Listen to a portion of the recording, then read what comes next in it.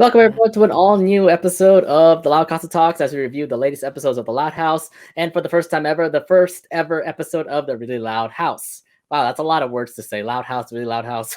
I'm going to get very confused when I say this now, so I'm like, yeah, this is how the reviews are going to be now. Loud House and Really Loud House episodes that we're going to be reviewing. Oh, God. Yeah, it's gonna be it's gonna be like it's gonna be a bit confusing at first, but it's gonna take some getting used to. Yeah, I'm gonna get adjusted to it. I mean, real live action versus animated, but we'll deal with it when it comes to it. Anyways, my name is Nate. Omid is on my right. How are you doing, sir? Yeah, I'm doing really good. What is up, loud crowd? How y'all doing? I hope y'all are having a good day. And yeah, get ready because we're gonna delve into both realms, both universes of the Loud House, both animated and live action. Yeah, this is going to be quite an interesting review considering that we're going to be reviewing two shows, not Loud House or not Casa Grande's and Loud House, but this time Loud House and the Really Loud House. So get ready for this one, just because there's just so much to come with when it comes to talking about this kind of stuff. But let's start off with our checkup, wondering how everybody's doing. So Omid, how has your week been? Has it been good? A good weekend and all? Yeah, weekend has been pretty okay. The weekend has been pretty much me just spending time with friends and all. I went to go support my friend Isha. She's in a choir and she had a really big show coming up in the Paramount Theater, which is like an it's an Oakland Symphony that was going on. And after that, I met up with my friend Dan. He pretty much stayed over for the weekend, and so we had our own. We had our errands to run. Dan had car troubles, and of course, I myself got the booster.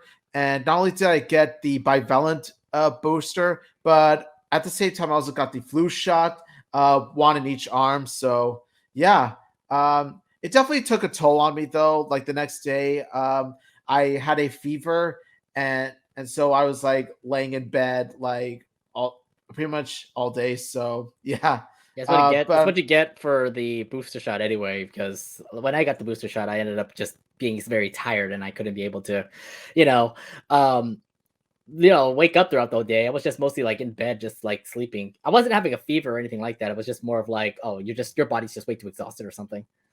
oh, see, I wish that's the kind of side effect I would have, but instead I kind of got the.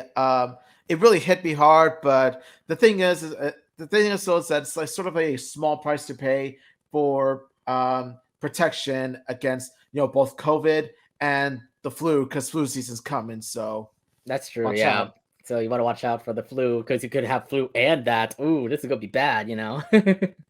Yeah. My weekend has been changing up this room. By the way, if you've been seeing, I have a lot of stuff that's gone, like plushies everywhere. Now I have the figures over here. Yeah, things are changing over here in the side of my stream room. So I'm taking out the plushies, putting it somewhere else. Now I have my figures here, so you get to see all my Nico, Yoshiko, and like other figures out here. And then I also Oh, have taken nice. out some of the plushies out here too. So we're changing up the stream room in a bit. It is something big that I'm doing that I'm going to announce later on this year. But yeah, it's going to be a big surprise for everybody. But let's just say it's big news that I'm going to share with y'all. But that's going to be coming up real soon. But yeah, things are changing over here in the stream room. Yeah, it looks really nice. By the way, I like the stream room you got there. I like how more organized it is and all that stuff. Really good stuff. Yeah, I know because like this is changing. Where are your other plushies and all that stuff? The plushies are over here now on this side, so it's like up top of this TV. I sorry, I can't move my camera, but it's like over here in this section. So the Okay, plushies are nice. gone. They're over here. Plushies are gone. There are figures over here, and then the plushies are now right in front of me over here on this side. So yeah, like I said, I'm changing things up just to make sure things are cleaner out here. Because like yeah, my stream room has just been a mess. But like I said, there are big news I want to share with you all, but that's going to be coming up later on this year. So yeah, just a heads up. Okay, cool, man. Cool. Yeah. Awesome, awesome. Looks like we've been checking up on ourselves this week. Let's actually go straight to our episode reviews. Now we're gonna be reviewing one episode of The Loud House and one episode of The Really Loud House. But let's start off with the special that aired during Halloween weekend. It aired on November crap. Oh, sorry, not November. It aired on October 21st. Yeah, October 21st.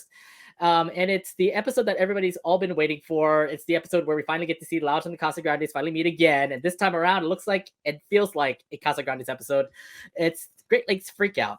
Yes. So synopsis here says the Louds team up with the Casagrandes for a Halloween storefront decorating competition, but things get out of hand when they use Lucy's spellbook to make the Mercado look extra spooky. So yes, this episode begins just by Lincoln and Lori, because those who always know about the Casagrandes, knowing that Lori's Bobby's boyfriend, Lori's Bobby's girlfriend, and of course Lincoln and Ronnie Ann. Obviously the two best friends to say are always hanging out and all. So it starts out with those two, and it looks like they're prepping themselves up for Halloween. Specifically, a scary store contest is about to be judged by Ernesto Estrella. So I would imagine Rosa's definitely being all the hype about that one too. So first off, from these first scenes, what are your thoughts with the fact that we're back in the Casagrandes, we're back in Great Lake City, we're back in the Casagrandes Mercado, and we see the family again. So it feels like a Casagrandes episode to me, right? Your thoughts on this? Yes. Honestly, this totally feels like a callback to season 2, because of course it shows Lincoln and Lori, just those two by themselves, going to visit Bobby and Ronnie Ann and the rest of the Casagrandes. And it made me think, okay, this definitely gives me vibes to Relative Chaos and City Slickers, where it's just Lincoln and Ronnie Ann going to see, the Casagrandes, and of course the Casagrandes is always happy to see Lincoln and Lori. Now, of course, the Casagrandes, they do consider the Loud family themselves, like sort of their second family, their friends and all that stuff, but it's mostly Lincoln and Lori, like specifically Lincoln and Lori, that they love the most out of all the Casagrandes because of how close they are with Ronnie and Bobby, respectively. I definitely is going to be the connection here, because it just feels like Lori and Lincoln definitely have those connections with the Casagrandes. So it makes sense to start off with those two coming into the Casagrandes, Great Lake City and the Mercado to say. And speaking of the Mercado, oh my God, I miss seeing this Mercado. It's been so long, right? It's been what, a month since the Casagrandes ended, and we have not seen them in the Loud House, like the Casagrandes family at all. Oh, man. But knowing the fact that the Casagrandes Mercado has been shown, it just tells me, okay, we're going back to Great Lake City. It just feels like Casagrandes is back, baby. Oh my God. I know. It's like I'm looking at this and I'm thinking to myself, Nickelodeon, you just made a huge mistake, okay? You made a big mistake, Nickelodeon. Look what you did. Look what you brought down. Look what it feels like you brought a bulldozer and you just like bulldozed the hell out of this Casagrandes apartment. That's what it felt like to me. That's what it felt like to me. Oh, what are you doing to this show? I do love the fact that it's just the Loud crew, by the way. I mean, like, either way, it still looks like the Casagrandes Mercado. I can totally see there's a difference between what the Mercado looked like back when the Casagrandes crew made it and then what the Loud House crew is doing. But nonetheless, it still looks like the Mercado that we used to know and love about, that we always get to see during the Casagrandes and all. So yeah, I'm just so happy to see the Casagrandes Mercado again, and it just feels like it's great. One thing I also do want to bring out too is the fact that, hey, we get to meet Ronnie Ann again also in the Casagrandes too. So yes. Yeah, I definitely get to see that. It was awesome. And I like the fact, like, in the beginning, we get to see like Lincoln try to scare Ronnie Ann, but then Ronnie Ann was in the other door saying like, I can't trick or treat or something. I don't know what he was trying to do with that hoodie thing, but it looked pretty cool to say. How like Lincoln is like, he's like, the two always like to prank each other. So Lincoln thought that he would get the last scare, but no, it actually turns out that Ronnie Ann just appeared like normal and just like, oh, I can't go trick-or-treating. I got this other thing to do. And it's like, it's kind of funny how, like, when you see Lincoln's expression right there, like, he's thinking to himself, oh, Ronnie Ann, I thought you were the other door. I thought it was going to scare you. I mean, it just definitely thought like it's definitely something that Lincoln would do just because of, like, quote, pranky to say. I think Lincoln was about to prank Ronnie Ann in this case, but then in the end, Ronnie Ann ended up being spooking Lincoln out. And nonetheless, it doesn't even mean Halloween just because they're just prepping up the store for the Halloween makeover to say. So yeah, there's that. But the other thing too that I also want to bring out is the fact that the family's back. Like, we get to see Carlota, we get to see Carlos, we get to see Hector, we get to see Rosa, we get to see Carl, we get to see CJ. Everybody's back. And I'm like, oh my God, it's been what, weeks? I know we did review an episode where Rosa and Ronnie Ann were in an episode, but it's been weeks since we've seen the Casagrandes family all together. And it's just like, okay, this feels like a Casa Grandes reunion to say. Just the fact there's a Lados episode, but still the Casa Grandes are now in it. So it's like, yay, Casa Grandes reunion. Oh my god, I can't believe I missed these guys.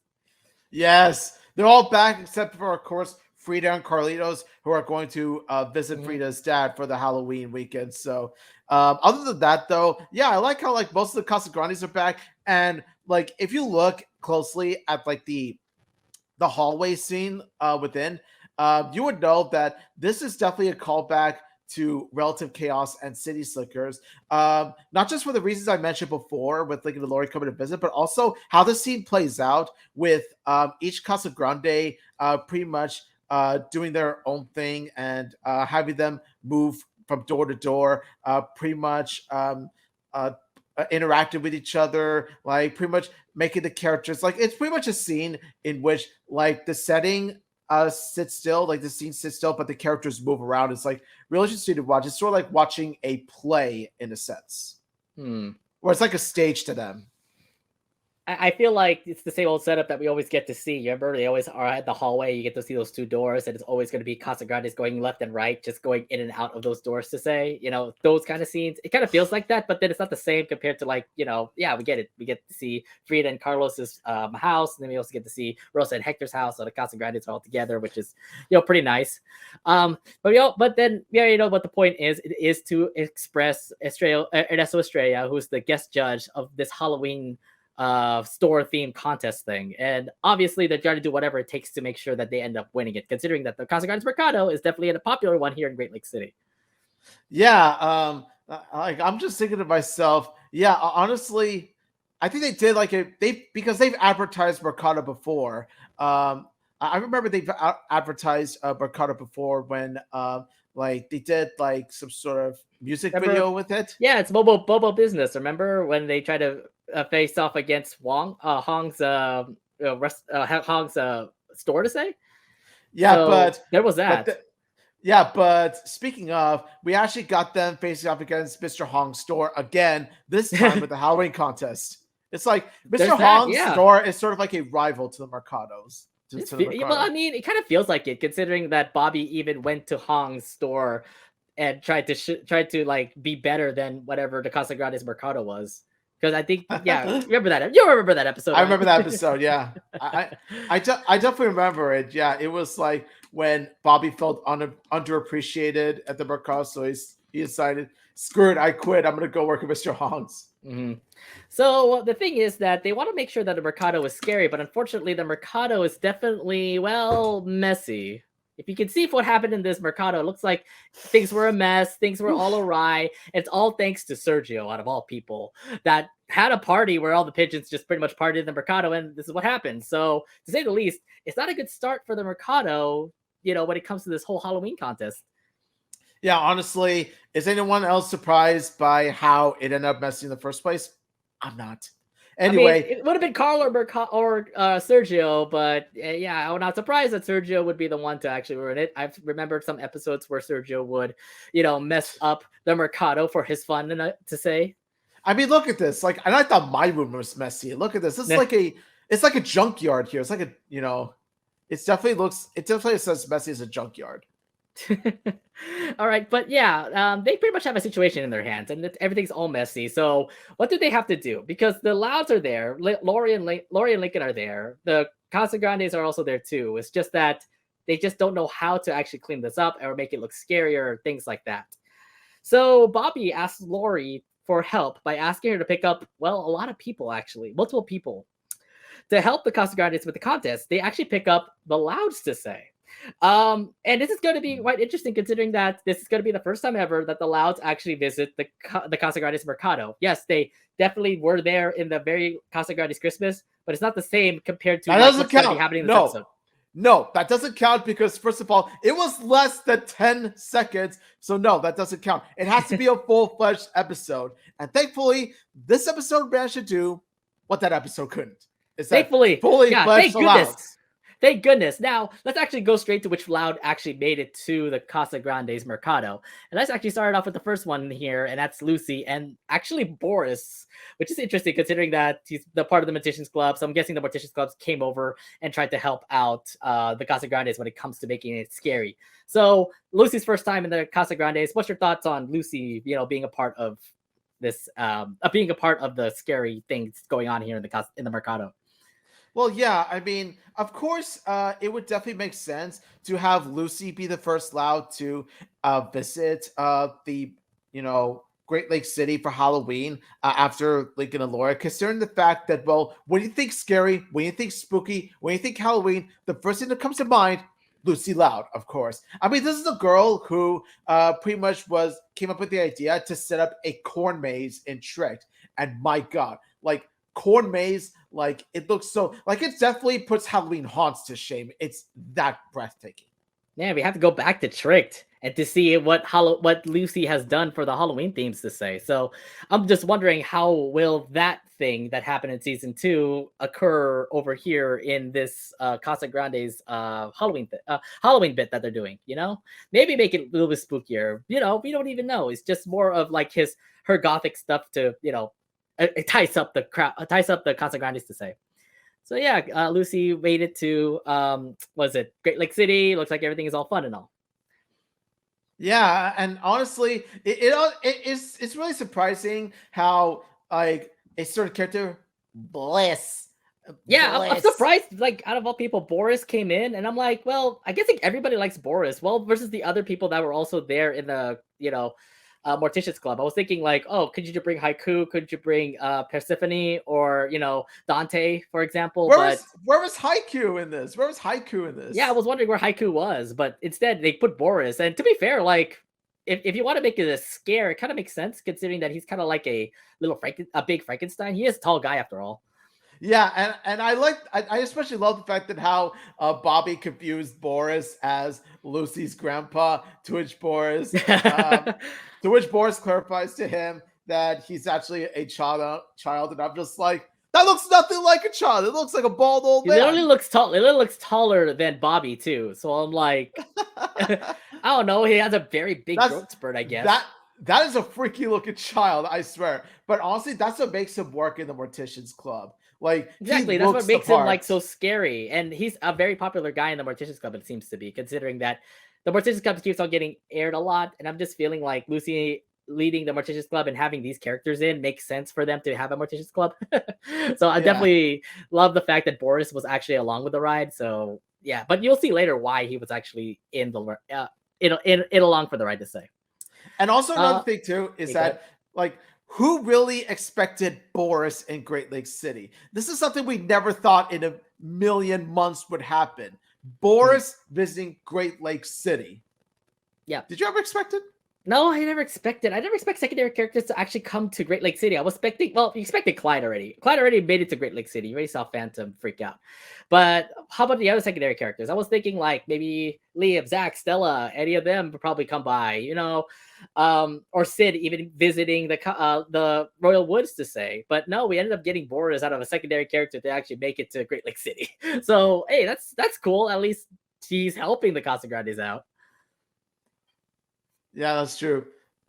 All right. And then another thing too is that well, out of all people, was it Carlota has a fashion problem. She wants to make costumes for obviously the Casa Grandes family, but she doesn't have any fashion sense.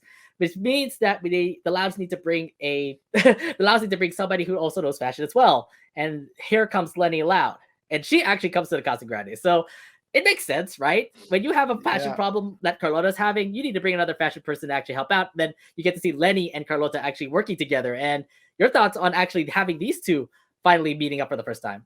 Yes. Oh my God. This is something we've wanted for a long time. A Lenny and Carlota bonding scene. Like, oh my God, look at the way like Carlota hugs Lenny. Like she's pretty much hugging Lenny like she's her twin sister or something like that, coming to reunite with her. It's like that. It's so touching. Look, this was bound to happen, right? Like when it comes to fashion, these two are the fashionistas. Like I get it. Like Carlota's an influencer. Lenny is sort of influencer. She's not really influencer-ish yet, but when it comes to fashion, these two are definitely definitely the two popular ones that we have to look into. And if they are clashing, I mean, if they definitely are, hanging out together, you definitely would have a amazing like fashion show to say. So no doubt about it. I believe this duo is definitely going to work it. I mean, we are expecting an episode with these two eventually, right? We are having one. I'm just waiting for that to be announced. I Yeah. know. This is definitely like a precursor, sort of like a prelude. It's a prelude to that episode. It's a prologue to it. Yeah, yeah. So I thought that was pretty nice. Then another Loud also did appear, Lisa, and I thought that was just random at first. I was like, "Wait, Lisa, why did you come into this thing? I thought you don't like. I thought you don't care about Halloween to say." But then it turns out that the other Loud sisters back in Royal Woods got so annoyed with Lisa's facts that they paid her $50 just to get her out of the Really? house. I'm not. No, I that's what remember she that. said. Yeah, That's I what she remember said. that. Yeah, I was like, wait, really? I get it. Like your sisters don't want to hear your speech about Halloween to say, but still, that's kind of funny that the sisters ended up doing that. Yeah, who would want to hear someone ramble on and on about Halloween? Well, Well, yeah, I'll tell you well, who. there is I'll one tell you person. who. There is one I'll- person. I was just about to say, I'll tell you who, and his name is Carlos.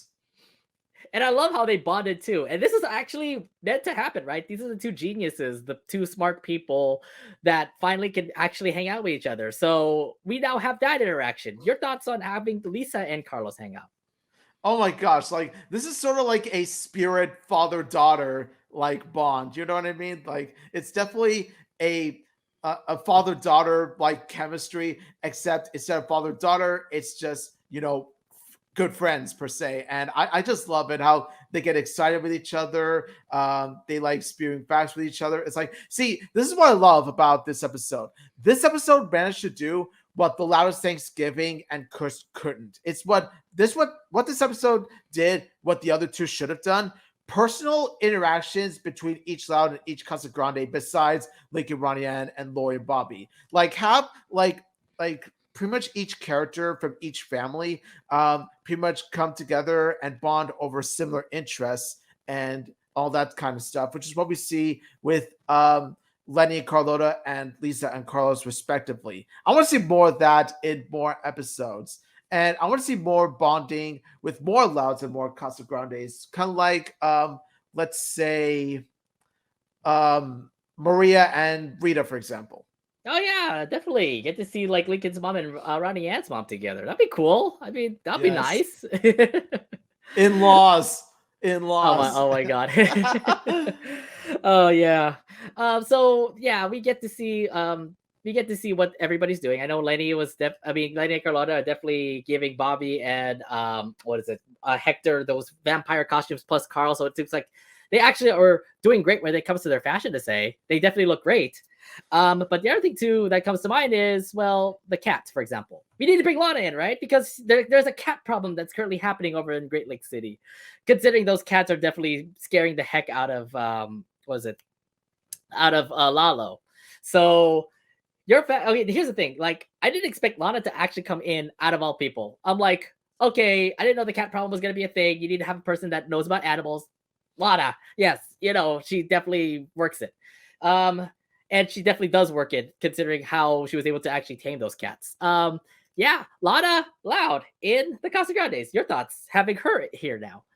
Yeah, look at Lana Loud. Lana Loud is pretty much the cat whisperer. Like she pretty much handles those scary like cats. I like how she's the only one besides Adelaide to pretty much keep the cats in line. And let me tell you, she does it much easier than Adelaide did in her own episode. Right, I remember that. Oh, but the other thing too is that she also takes care of the spiders too, and I'm like, wow, you are definitely an amazing young woman who's definitely looking to be a great animal wrangler to say. Yeah, and Adelaide could definitely learn. Adelaide could definitely have learn a lesson or two about how to handle these cats like within seconds. She definitely has that ability. I don't know what, but it just feels like Lana has that animal touch that she could be able to talk to animals Definitely. and stuff like that. She ain't no Doctor Doolittle, but still. Like honestly, It'd be interesting to have an episode where Lana Loud gets the ability to talk to animals, kind of like Eliza Thornberry.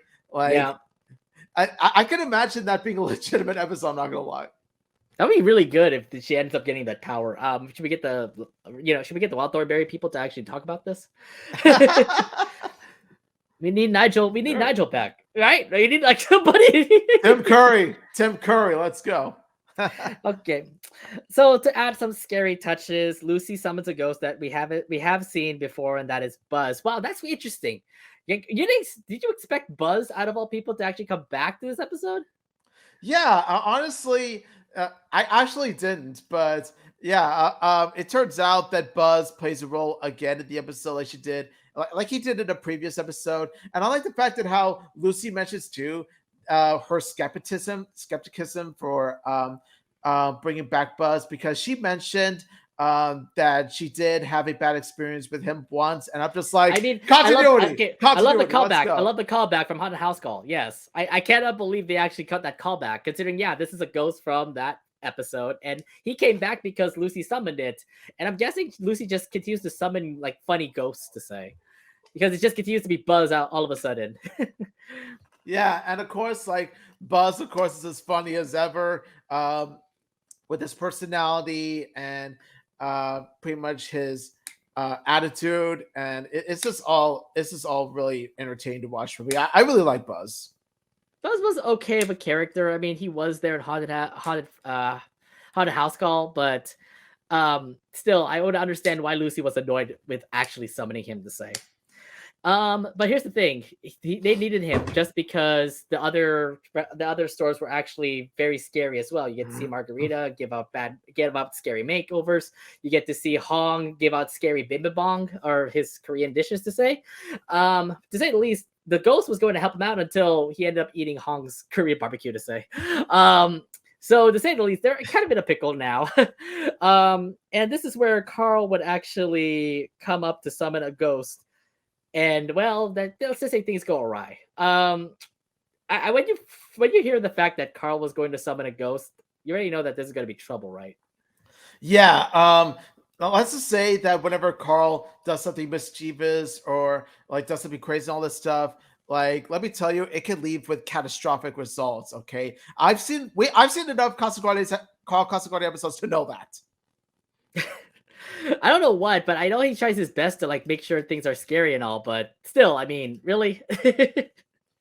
I mean, at least it's to help benefit his family. At least it's to help his family win the contest. So I'll definitely give him this. It was for good intentions, but Okay. still, though. Yeah, I do want to bring this out though. We actually get to see secondary characters again, Margarita and Hong. So it just tells me, yay, cool, secondary characters from the Casagrandes. They at least have their own spotlight to say. So at least in the Loud House, they're at least showing a little bit of the secondary characters here and there. I mean, you get to see Vito. Yes, he's a very popular character in the Casagrandes. But you never get to see like Margarita. She's had her roles. But then Hong himself, he never had much roles. He only had like one big episode, and then that's it. You get to see Hong come in and out on certain episodes of the Casagrandes, and then he still appears in the Loud House. So it just tells me that the Loud crew actually knows about secondary characters in the show. So it just tells me, is there hope that we get to see more secondary characters from the Casagrandes in the Loud House? I'm hoping, crossing my fingers, we get to see the Chengs, if anything. Yeah, honestly, imagine this: an Adelaide episode under the Loud House name. Imagine that. Wait, what? Happening. An Adelaide episode under the Loud House name, like the Loud House episode starring Adelaide. Just watch like Sid Chang have her own episode, and it's about like Sid going to Royal Woods to help Ronnie Ann in a situation or something like that. You know? That's true. Or better yet, have Sid go to Royal Woods to visit Clyde for something. Oh my god! So it's in the slide moments here. slide. I still believe it's slide. I don't know. Let's see. We'll see. There's still a lot more to do. I mean, we have a season 7 coming up, so we don't know what the Loud House writers are going to do with them. So yeah, Carl comes up with a plan to summon another ghost, but he accidentally reads a spell for zombies, which they thought would work in the Casagrande's favor, but unfortunately it manages to make the situation inconvenient for them and their lives. So you've thought about this. I already said this before. Carl would always do whatever it takes to make sure that he ends up getting like the win to say, but he screwed up with this whole zombie thing. And well, this is something Carl would do, right? I mean, this is something not surprising to me. Well, how about you? You know, like there's just 4 words I gotta say about this. I told you so. I told you this is something Carl would do. I told you that this is something that, I told you this would end up with catastrophic results. I told you. And lo and behold, this is what happened. Zombie apocalypse. Like Carl Casagrande pretty much brought The Walking Dead to the Loud House. I mean, zombies popping up out of the freezer, and they're just pretty much walking out and about to say. Especially the fact that it's dark and they're about to like go for brains to say. Yeah. Either way, like I don't know what Carl was thinking. He thought it was summoning ghosts, but he ended up going to the wrong page. And I'm like, boy, Reed, do you not know how to read?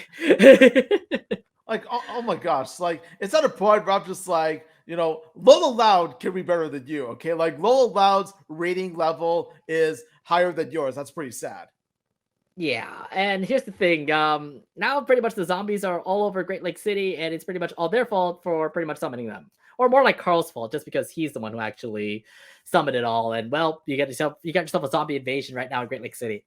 So after the zombies invade Great Lake City, Bobby, Carl, and Hector would meet up with the rest of the gang, and Lucy finds out about the situation. So now they have a survive to a literal zombie apocalypse inside the Mercado, pretty much. But let's actually go back to when they were zombies, when they tried to like fight for those zombies to say. Crap, I got lost here. But before we move on, I just want to say I want to mention the scene where the three go inside the Casagrande's apartment, and then they pretty much see Carlos and Lisa pretty much building the bones, and so Carlos and when they told you mean this, yeah, yes, look at that. Look at that. That's like I'm saying, they have they have their moments, especially with these two geniuses. I mean, no doubt they definitely want to share facts with each other, and no doubt like Carlos definitely loves to like talk about facts and things like that, and you don't have anybody from the Casagrandes loving that. I love the fact that Lisa and Carlos are definitely bonding after this. It just feels like they're gonna be best friends. Yes, father-daughter energy. That's father-daughter energy. It definitely does show there, yeah, for sure. So here's the thing about what's going on with the zombie apocalypse. They need to rescue everybody. Make sure all the zombies have not been found by everybody to say. But it's going to be a little harder task for them, especially the fact that zombies are pretty much everywhere in Great Lake City. But nonetheless, there's still a rescue mission that Carl had to go through to make sure all the zombies are wrangled up before things get awry over Great Lake City. What are your thoughts? What are your thoughts on the fact that these three caused the problem, and now they're trying to solve the problem by capturing all these zombies? Okay, I do like the fact that how they tried to pretty much resolve the situation as well by capturing the zombies, but the plan doesn't really, the problem isn't nearly solved, even though they did capture some zombies. And of course, later on when they meet with the gang, Lucy eventually finds out about this, and of course she's pissed at them, and so after that, they all huddle together, go to the Mercado, and that's where they try to solve the zombie apocalypse problem the right way, like Lucy's way. But unfortunately, one of the pages gets eaten by a zombie, so now they're pretty much they're on the way to becoming, zombies, possibly becoming zombies themselves, turning, like I said, the Loud House into the Walking Dead. Yeah, definitely. I do want to go back to their outfits, by the way, when they're trying to like go trick or treating and they're all zombies to say. I thought this was actually pretty cute.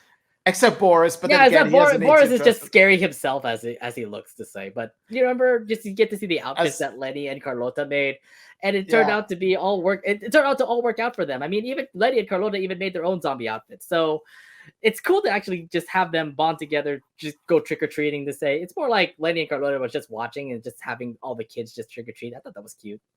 Yeah, I like that. It's like Boris, like I'm not gonna lie, Boris sort of looks like the grandpa taking his grandkids to go trick or treating. Oh my god. Oh man. Yeah, I thought that was cute, but then of course they also do realize that there's a lot of zombies that also were on their path as well. And then Lucy also recognized, oh my god, there's zombies everywhere. And now they're pretty much fearing for their lives, the fact that real zombies are here. Yeah, I like how Lucy's reaction here is just priceless, where everyone's like screaming and terror and panic. Like Lucy's just sitting there like deadpan, like But at least she's real zombie. I mean, they're real zombies, and yeah, everybody's all panicking after that. So that's because Lucy knows yeah, how to deal with them. yeah, Lucy knows how to deal with them, whereas the others don't. let's just say that things are going awry over in Great Lake City. So yeah, it's kind of crazy how they tried to rescue everybody by capturing all the zombies, but in the end, they actually lost control of the zombies, considering that a big zombie was actually took the control of the zombies. So pretty much it's all awry. Great Lake City is pretty much all about zombies and hoping that nobody gets hurt or anything like that. So yeah, the whole Casa Grande fam looks like they're screwed. When they made up with each other, it just feels like I like this whole scene, by the way, where we get to see Carl pretty much confess to Lucy, but Lucy already knew that he was the one who summoned the zombies. Yeah, um, Lucy pretty much already figured it out. It's like, is she a mind reader or something? Must be a mind reader.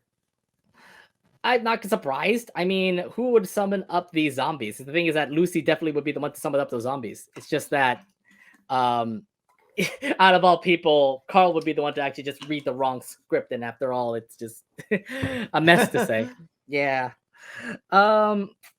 So yeah. God, you're. Sorry, I'm just reading your questions. We kind of are skipping a lot of stuff in this scenes, by the way. Um. There's also this part here where we also get to see what was it? If they tried to summon up the zombies, the thing is that they need brains, and who better to give brain knowledge than Lisa and Carlos? What was your thoughts on this scene here where they pretty much trick Lisa and Carlos to pretty much summon all the zombies back to the Mercado? Yeah, considering that they're pretty much the biggest brains out of the Louds and the Casa Grandes, it does make sense that they would bring in Lisa and Carlos because, um, like, as they said before, like zombies love to feast on brains, and so when they do hear about knowledge, of course, knowledge increases the brain. So zombies, of course, like pretty much try to get the big brains, like it's kind of like a steak dinner or something like that to them. No, my thing here is the fact that they tricked them, and I'm like, well, yeah, that makes sense. I mean, it's weird considering that it's weird considering that they like I thought zombies care for material brain, like literal like brains themselves. I don't understand why zombies. It's interesting. Like even zombie brain knowledge is the reason why they would bring over the zombies to the Mercado. I thought it was just like you just summon them over by just like exposing yourself and then luring them over to the Casa Grandes Mercado. But I felt that this is a smarter way, but I didn't know zombies actually care for more of brain knowledge than literal material brain to say. I think So it's because that spooked me out. Yeah, that kind of freaked me out a little bit. Because I think according to their logic, according to zombies' logic, of course, knowledge and material does feed on the brain, and like the more the brain absorbs knowledge and all that kind of stuff, the bigger the brain grows, and of course, the zombies want, as big of brains as possible to eat. That would kind of makes sense in this case, but nonetheless, they pretty much tricked them to get the zombies over here. So yeah, still, I have to say this though. Still, the knowledge of Carlos and Lisa together, and the fact that they know a lot to actually help out in this situation. I just still like the bonding moment between Lisa and Carlos. They definitely are, cool together. I really do. I want a Lisa Carlos episode in the future. So now the zombies are here. The thing is that the Casa Guardians do whatever it takes to pretty much defend themselves. And luckily, they actually do have a solution on how to defeat these zombies. And that is apparently Rosa's horchata. So Rosa's horchata apparently has, was it vanilla from a volcano? And it turned out to be the solution to this. So what are your thoughts on Rosa's horchata being the solution here? And this whole little epic scene where we get to see the Casagrandes and the Louds pretty much using squirt guns to defeat these zombies. There was sort of a running gag in the episode where Rosa tries to get the Laos to try her horchata Yeah. and see what she thought about it. And once they said, "Oh, it's delicious," all that stuff, and she's like, "Oh, you're being too nice. It needs more cinnamon, it needs more I know. sugar, and all that stuff." Look, they even said that horchata was great. It's just that she continues to just like misjudge it. Just it's like, no, you're saying it wrong. I need to put more stuff on. I need to put this stuff on. And I'm like, yeah, that's the running gag here. And even with the stuff that she continues to put on, apparently that actually does make it great, considering that zombies are actually allergic to those. Yeah, and honestly, I'm just like, okay, like I knew that that running gag would have a payoff sooner or later, and wouldn't you know it, it actually does. Like it actually, that horchata actually amounts to something. Yeah, it definitely does, and it definitely helped save their lives to say. So hey, it worked out. I also do love this moment here where we get to see was it Lori and Bobby? Like Lori definitely was out of the picture throughout this whole episode because she was the one who had to drive back and forth all the time, picking up every loud, driving that 2 hour drive back and forth from Royal Woods to Great Lake City. And then she even had to drive herself back to Great Lake to Royal Woods, the fact that she forgot her mom's costume hair wig. And in the end, she would come into this whole zombie apocalypse. And I love the fact that Bobby was the one who said like, "Oh yeah, I made this," or was it just the fact that like she thought that yeah, Bobby made this for her, and in the end, it turned out to be very romantic. So how do you like this? Yes. How do you like this lobby moment here? Okay. First off, I just got to say this, Bobby, you owe Lori, a lot of gas money, and I do mean a lot of gas money Yeah, because considering she has to drive back and forth all day.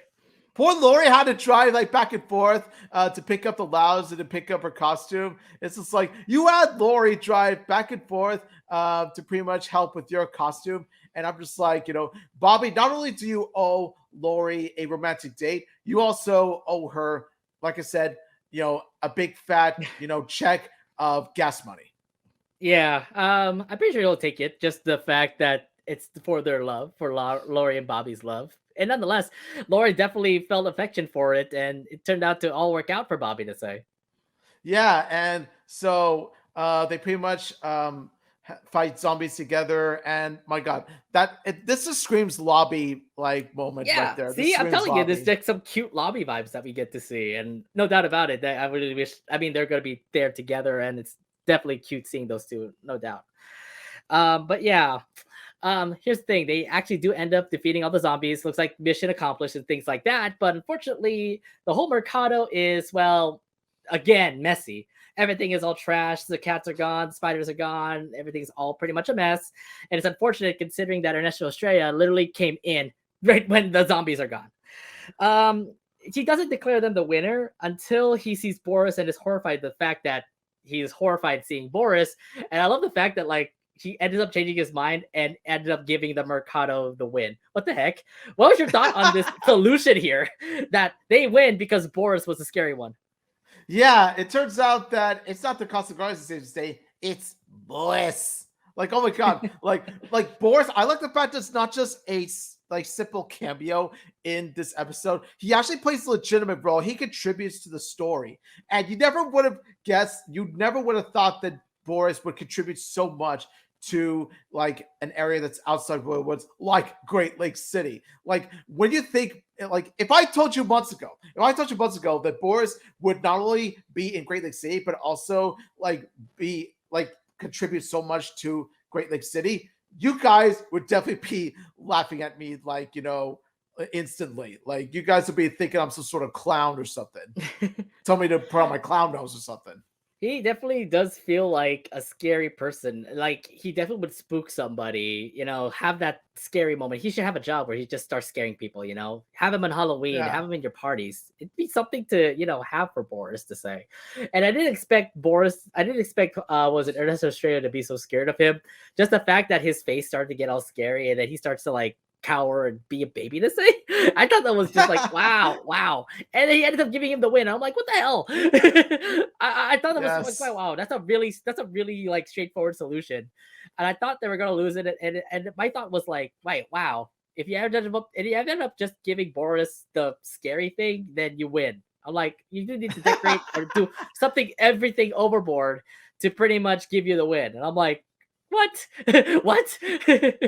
Yeah, it was kind of a quick resolution, but then again, it was kind of a quick resolution, but then again, it kind of shows how scary Boris really is. Like he really Yeah. he personifies I Halloween. He okay. So personifies spooky. here's my thing. If they ended up losing, was that gonna be a problem? I don't think so. It's just more towards like, I mean, I get it. You guys kind of did mess up, yeah, because Carl pretty much ruined it for you. You don't end up getting the win, but I don't know, something it's just really quick. The fact that was it Boris was the one to actually be the scary person, and in the end, they still end up winning. But I don't know. I felt that was too quick to me. I think so too. I think so too. But then again, that's just the one gripe that I have with this of with this otherwise amazing episode. Yeah. Nonetheless, the Casa Grandes do end up winning, and the Mercado will get advertised by what was it, Ernesto Estrella. And sorry, yeah, Boris is playing the role. The ending pretty much is where pretty much the Casa Grandes Mercado ended up winning, and in the end, they ended up being a part of Ernesto Estrella's commercial, and the Casa Grandes Mercado is also being advertised. So your thoughts on this ending here, where the Casa Grandes Mercado is pretty much now famous after what Ernesto Estrella just advertised in?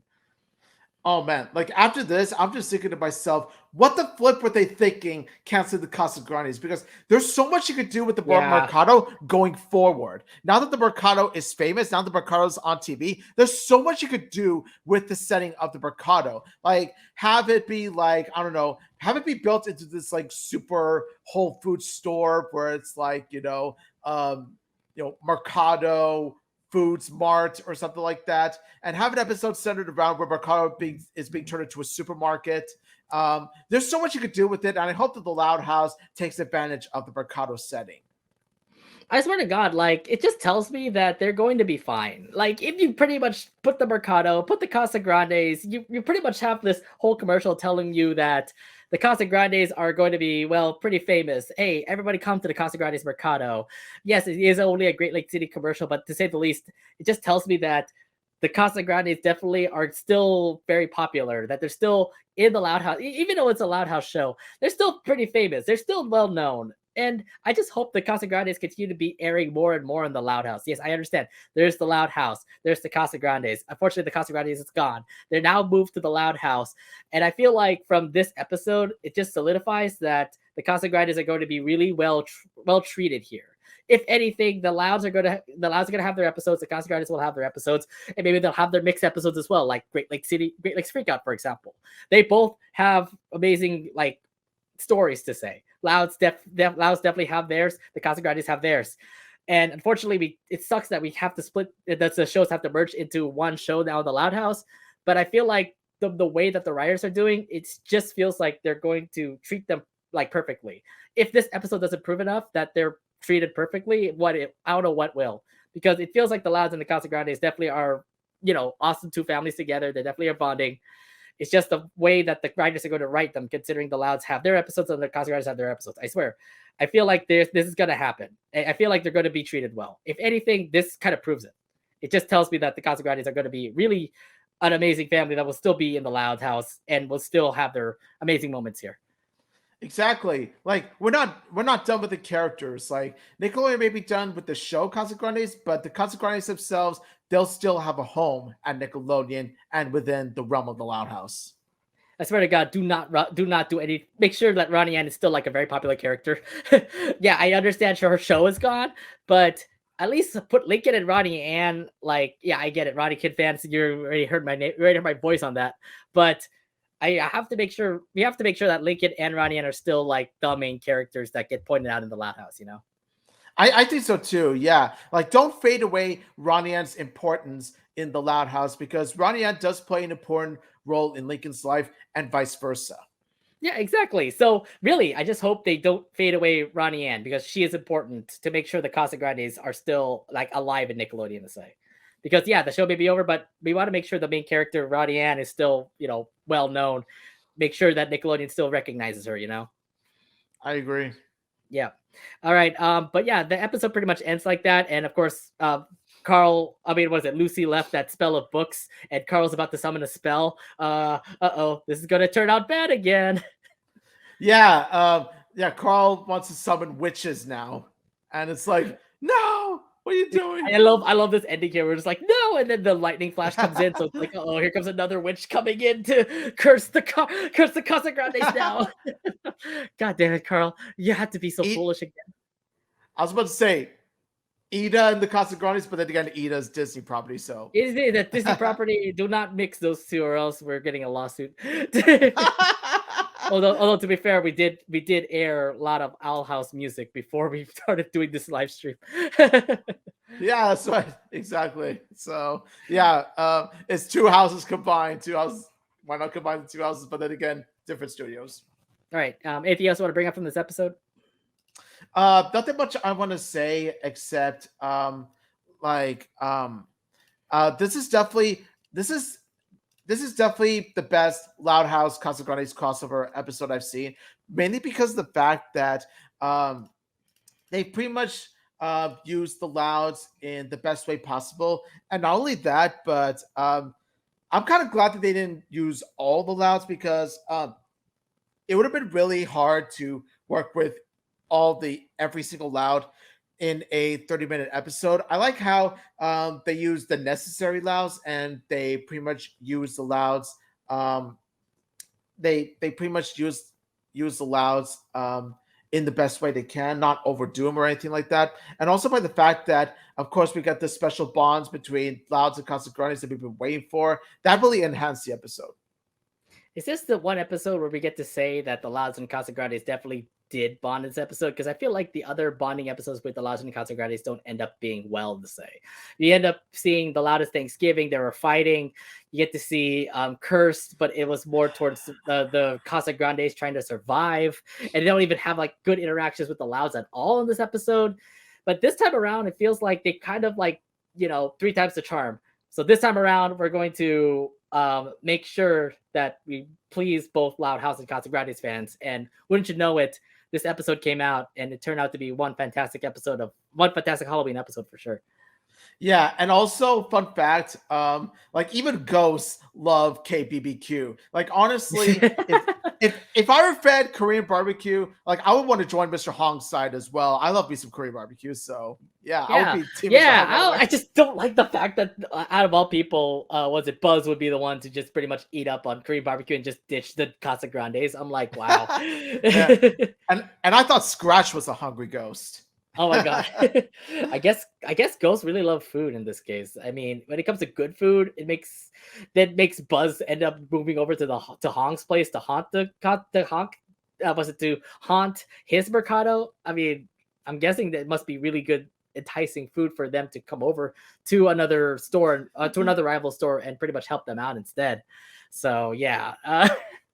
Like I said before, Korean barbecued is 5-star food. So honestly, if I were Buzz's shoes, I would work for Mr. Hong as well, but that's just me.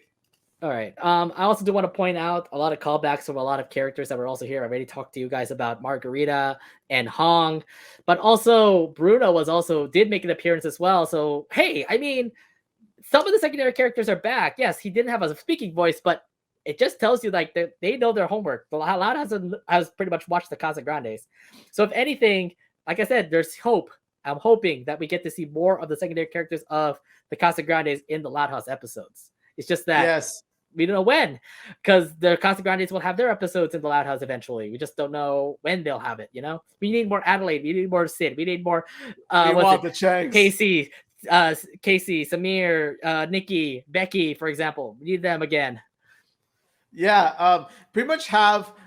It'd be funny if we get a scene like with two Beckys in a Loud House episode. Two Beckys. Oh yeah, wait. What Becky? There's no Becky. I never seen this Becky after season 5. I know. Yeah, because they sort of they sort of tossed her into the forgotten bin too. Unfortunately, maybe she graduated with Lori in this case, and then she's in her own college. I mean, Carol Pingree's gone. Where's she been? Maybe she's in her own college too. Exactly. Like, where's Carol Pingree? Like the friendship between Lori and Carol was pretty cute. Honestly, I kind of forget who the guy was. It's okay. We care about more Lori and Carol because Carol had more airtime than the guy. Yeah, it's like, where did the guy come from? It's like where did he come Lori from? needs friends. Lori needs friends. There's your friends for Lori. Yeah, I totally miss them too, but what can you do? They pretty much write them off. I'm sorry. Unfortunately, Becky, we miss you. Chaz, we miss you. I know. All right. All right, let's go straight to our ratings. Omid, how would you rate Great Lakes Freakout? I would rate this a 9 out of 10. Despite the quick resolution, let me tell you, I wholeheartedly love this episode. This honestly is what I consider like it's by far my favorite episode of the season. Pretty much what was it?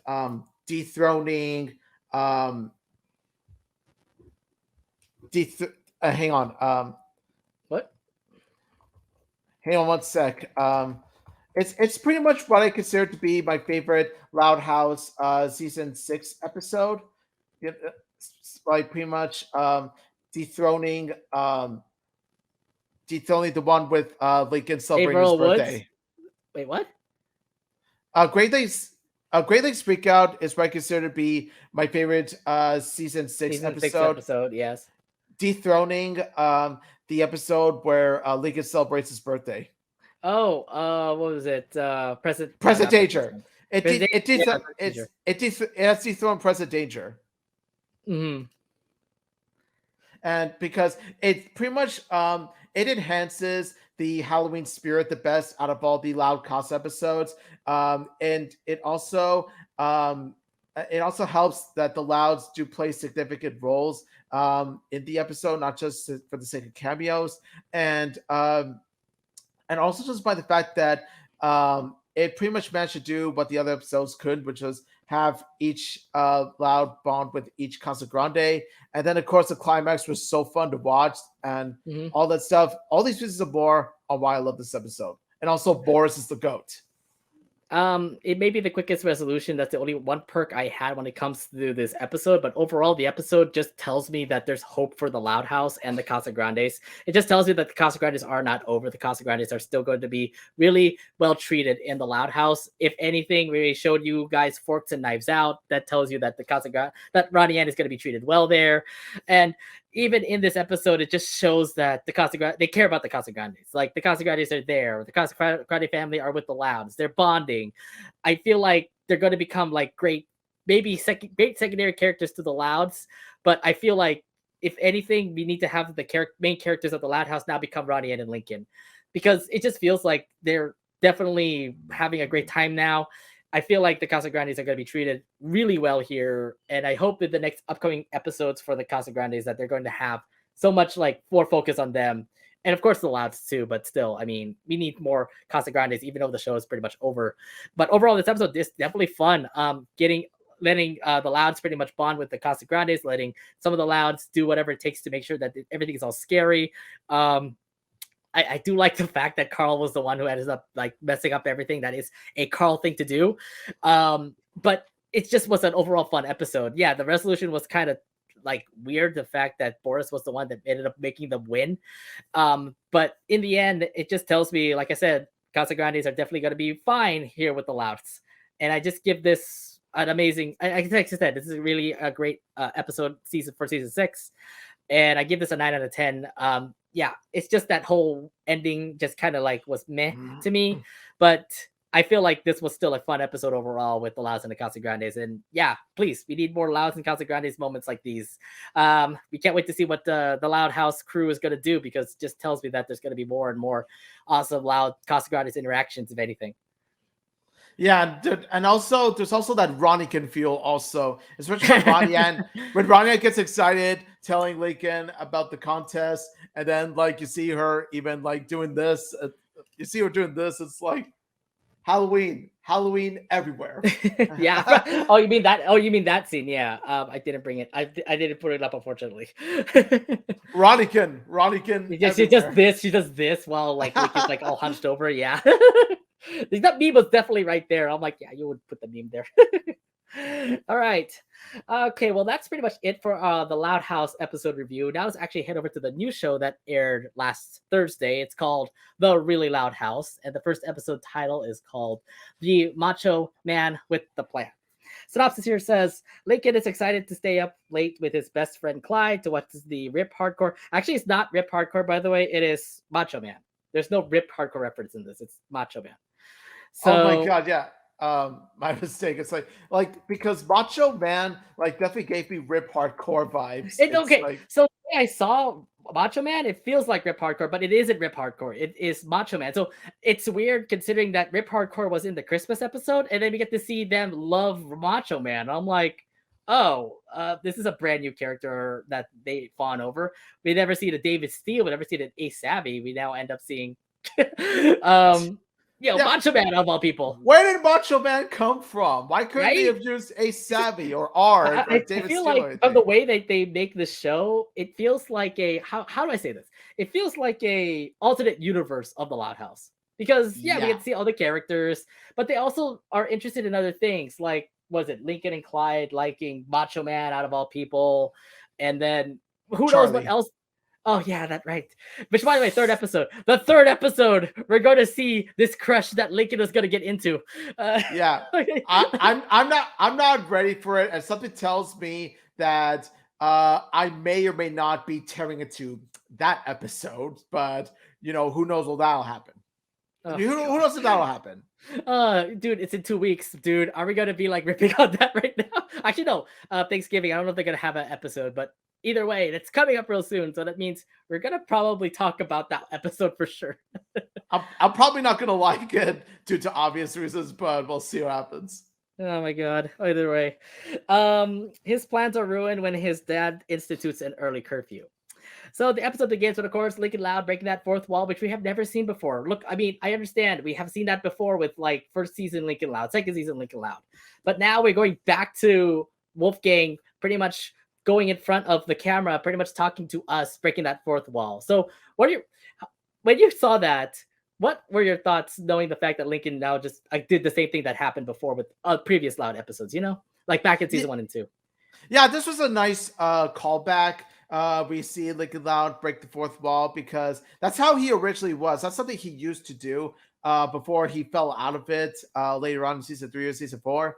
I do like the fact that like Lincoln is talking to us, pretty much telling us about his life at the Loud House and about it's kind of funny.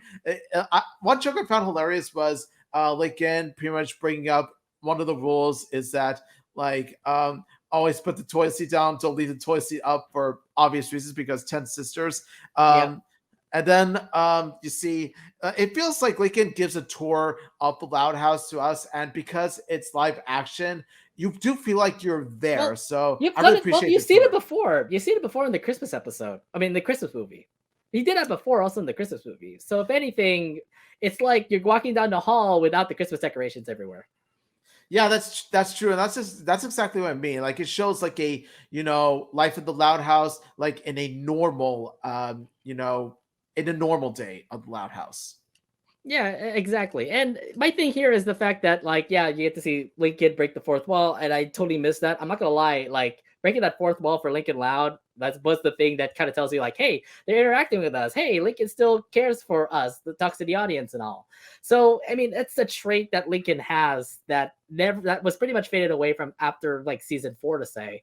And now you get to see it again, and it just tells me, oh, here we go, back to the old Lincoln Loud that we used to know. And Yeah, I'm glad that Wolfgang actually was able to portray that perfectly. Like he definitely does do a great Lincoln Loud. His performance of it, just acting like he's Lincoln Loud and all. I thought that was cool.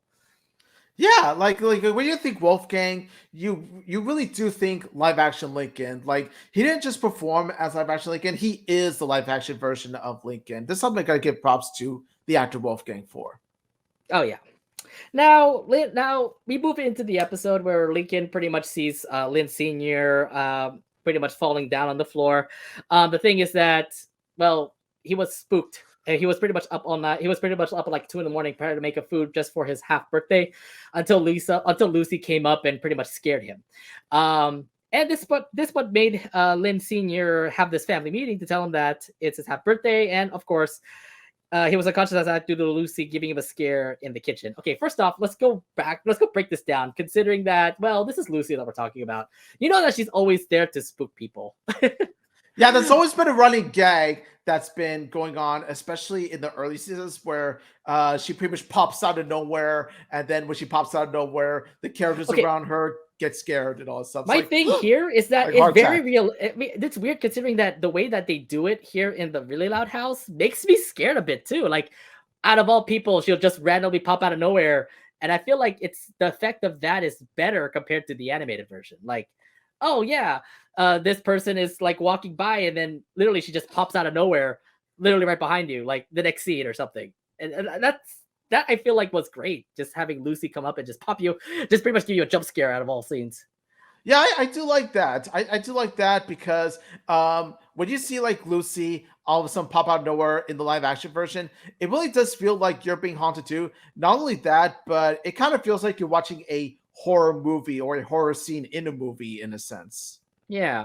And of course, this definitely freaked out Lynn Senior. And FYI, Lynn Senior was pretty much like sleeping throughout the whole night. Like he got spooked. He pretty much knocked out, literally on the floor. And I love the fact that he wakes up and just like, what's going on? What's happening? What's going on? What's happening? What happened here? Yeah, Yeah. and FYI, obviously Brian Stepanek, yes, he's a great actor himself. You've seen him in Sweet Life of Zack and Cody, for example, and of course he is the literal voice of Lynn Senior. So I definitely see so big, like even if he voices Lynn Senior, he even acts like Lynn Senior too. He's good. He's a good actor. Yeah, I do like the fact that how like Lynn Senior manages to he manages to like how do I say this cross act the role like there should be a key He has role a talent of acting, like acting like in the animated film and then acting in a live action role. like there should be a key word for playing a animated version and a live action version of a character of the same character as well. And Brian Stepanek managed to pull off Lynn Senior like in both versions. Whereas in the animated version he captures it very well with his voice. Here he captures it with his voice and also his physical attributes, his physical body movements and all that stuff. And honestly, like I said before, I want to see Greg Griffin do that with Mrs. Bernardo. Oh my I said god, before, I'll say it again. if she actually acts, because I don't see her much like acting to say. She literally is the voice of Mrs. Bernardo. But if she can act or be a part of one episode, that'll be awesome. Yeah, you never know. You might be surprised by how well like how much of a live action physical actress she can be. Yeah. So Lynn Senior would put up the meeting here just because the fact that Lucy was pretty much up for like what 3 days already. This causes Lynn Senior to say he's setting a curfew for the kids. Everyone has to be in bed by midnight with no exceptions. This puts a damper on Lincoln's was it Macho Man marathon plans. So what's your thoughts on this rule that Lynn Senior just pretty much enforced on the kids? Okay. Now this is where I have to delve into my first problem with this episode. Oh, we got a problem already with him. He's ready putting out the My big ones God. here. Now look, I can get like you can manage to make a curfew you can manage to make a curfew rule work within the episode, like let's say a school night or whatever. But they managed to do that.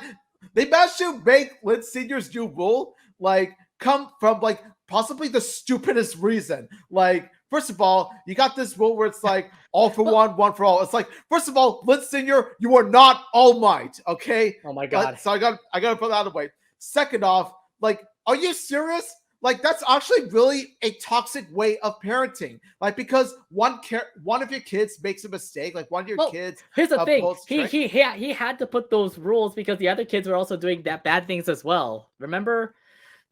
Remember when Lola was eating ice cream and she ended up having like a tub, like a literal like bathtub of ice cream, and then he enforced the rule too about that. So like only one bowl of ice cream, not a full freaking tub of ice cream. No, but here's the thing. A normal parent would have, just grounded Lola or just told said character herself, like, no more ice cream. That's another thing. And also just by the fact that, like, it's only Lucy that would actually, come pop up and scare him. Like, you don't see any other siblings do that. So it kind of doesn't make sense that you pretty much have to drag your all your other kids into this sort of rule, into this sort of punishment. Like I felt like it should have been just like Lucy. Like they should have just enforced the rule only on Lucy, because all the other kids know better except Here's the Lucy. thing. Here's the thing. Like, will the other family members also take advantage of what Lucy did? Stay up all night for 3 days straight and scare Lynn Senior out of all people. You know. And my thing is that I believe it's something that would be beneficial for the parents, definitely, but still, I mean, it would be taking advantage of the kids if they know that Lucy was doing this, and if it's going to be enforced on Lucy, that means the other kids can also do it too. You know. Yeah, So but like I said before, I just don't see all the other kids do it because like they don't have the scare like Lucy does. So mm, like I said I mean, before, this I thing would have is been a that normal parent look, just look, like look. ground I mean, Lucy. like the way that the rules were enforced, the fact that Lola's ice cream thing made the rule of them just pretty much getting like a cup of ice cream instead of like one big whole tub, and of course the animal thing was a huge thing for Lana as well. Yeah, I mean those rules are kind of enforced, and obviously it's kind of like a good rule to have considering like look would you want to have animals all around the house? Would you want to have your ice cream pretty much all stolen by Lola? Those kind of things. I mean, I guess you do have a point, but I don't know. I felt like with the curfew, it could have been handled in a better way. But that's just me. I don't know. People can, judge here or there, but nonetheless, Lynn Senior has this whole curfew thing. And FYI, on this scene here, I can totally sense, I can totally see the animation and the live action role here. I'm like, yeah, that's not a real snake. That's a real CGI snake there. Yeah, no, Nice job, cheap Nickelodeon show it's making here. it's totally CGI, and let me tell you, it's not that great of a CGI.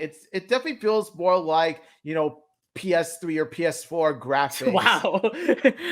Wow. Yeah, still, it's just like I can totally see that's animated compared to live action, and I'm like, yeah, you guys should do better than that.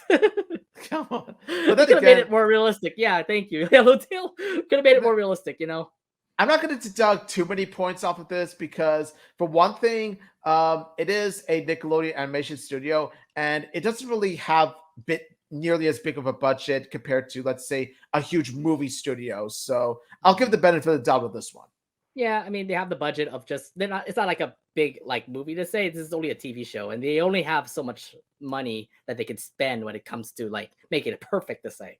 Either way, it was a little bit convincing, but I could totally see there's like the animation and the live action definitely was standing out there. All right, so yeah, now the thing is that Lincoln has this whole curfew thing now on his back, and he still wants to do that midnight marathon. It's just that, well, how are you gonna do it?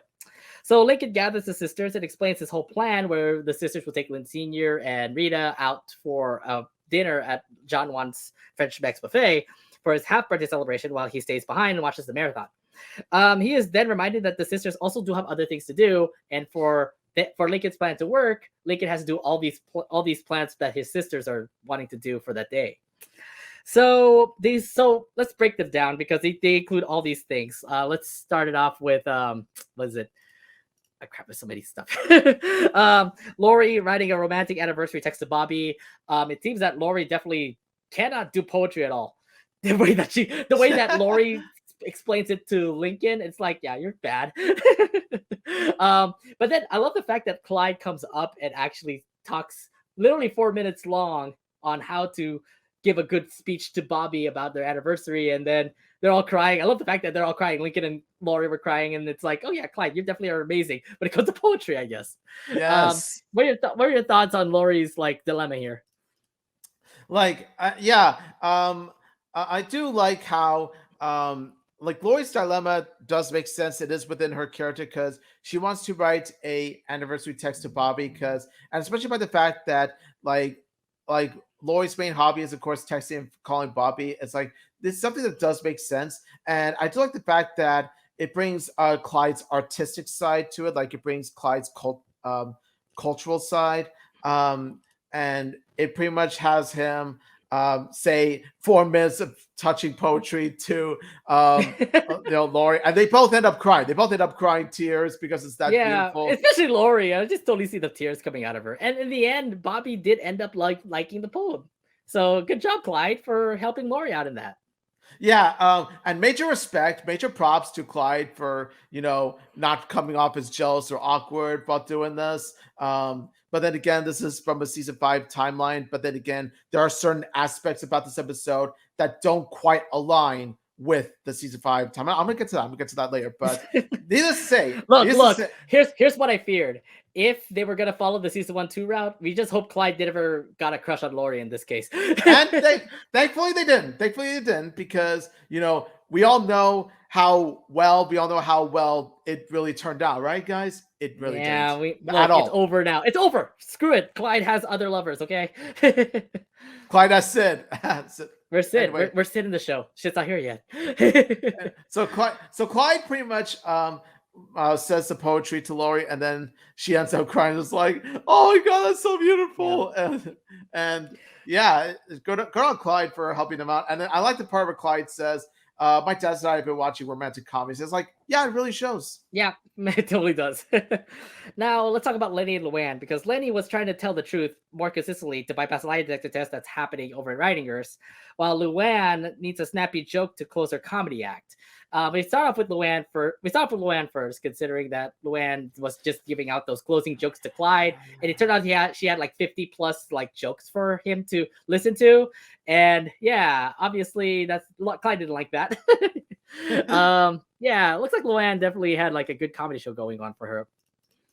Yeah, I just want to mention both of these scenes, like Luann, of course, saying the jokes, and then Clyde awkwardly saying, yay, that joke was funny, but we all know how he really felt. So, and then of course you got one of my favorite scenes, of course, like Lenny with the lie detector. She has to, I love that scene too. We get to see like where Lincoln literally just says, "Who's your favorite brother?"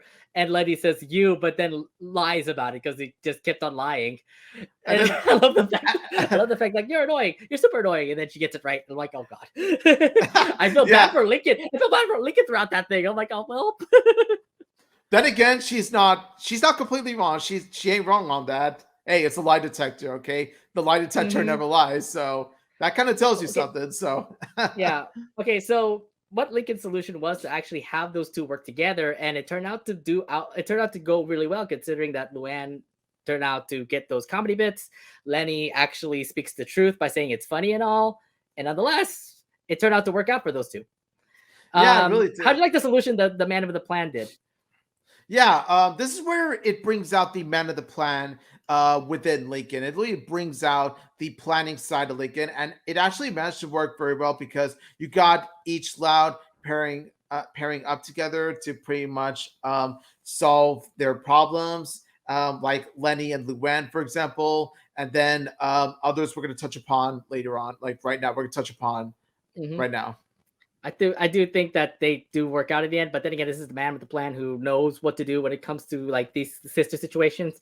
So if anything, the man with the plan is definitely onto something when it comes to working out his sister situations, to say.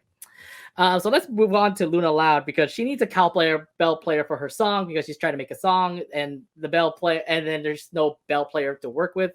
And then there's also Lucy, who's still trying to stay awake.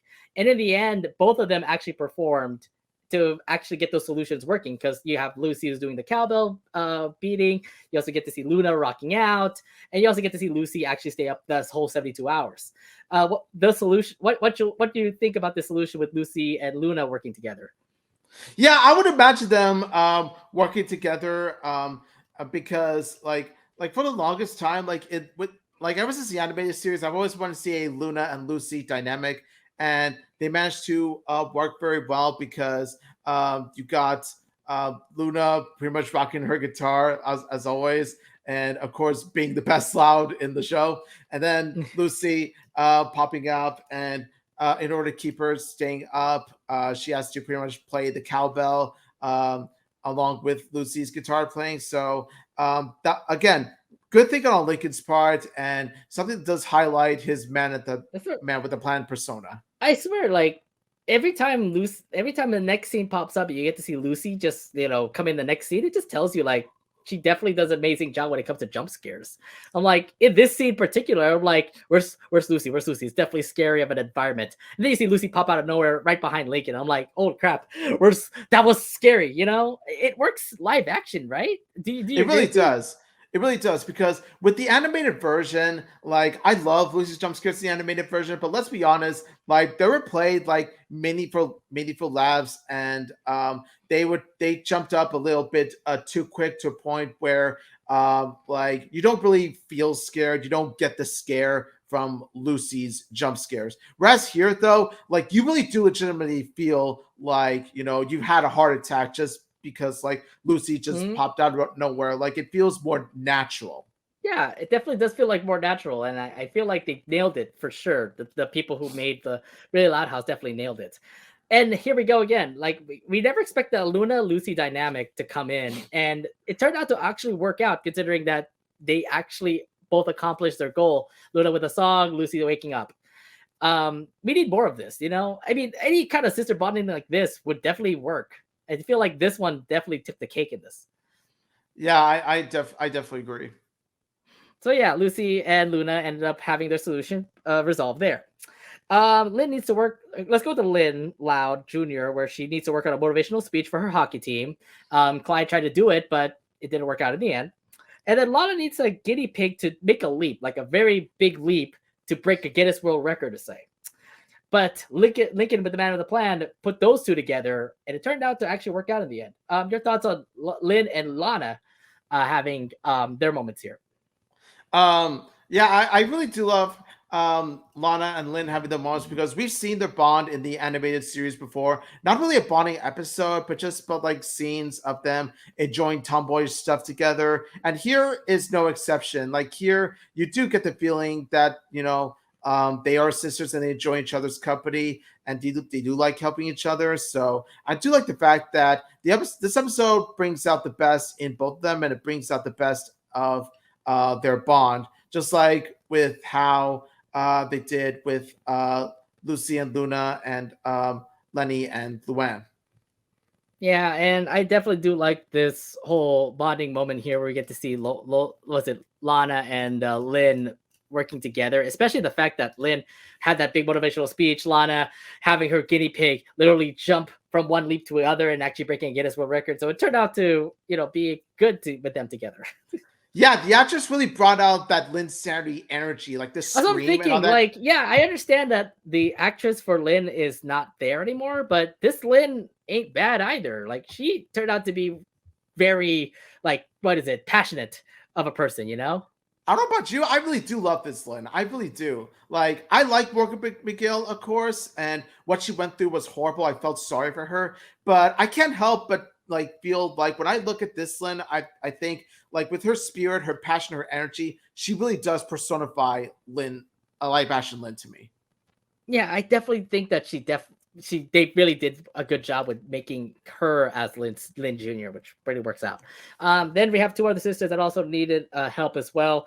We get to see Lola needing her pageant wigs brushed, and I love how she gets herself introduced with all those wigs, considering that Lola has so many wigs to brush, and Clyde couldn't be able to do it. um, and of course, there's also Lisa. Well, we'll talk about Lisa in a bit, but let's start with Lola first. Not surprising, right? Lola definitely would love to have her wigs pretty much all tidied up and all. Yeah, like I like the fact that how Lola pretty much it's up to the point where Lola pretty much had to do Lincoln's hair, and then Oh uh, yeah, of course, like when you look at Lincoln with that blonde hair, you're sort of think like he definitely looks like a 11-year-old Lori Loud with a polo shirt, but in a way, with the yeah, shorter I hair. guess just the way that the hair is and everything. But from the scene here, it's like, oh, I didn't know Lola had so many wigs. Yes, she has wigs on before, but holy crap, like there's so many for her to do.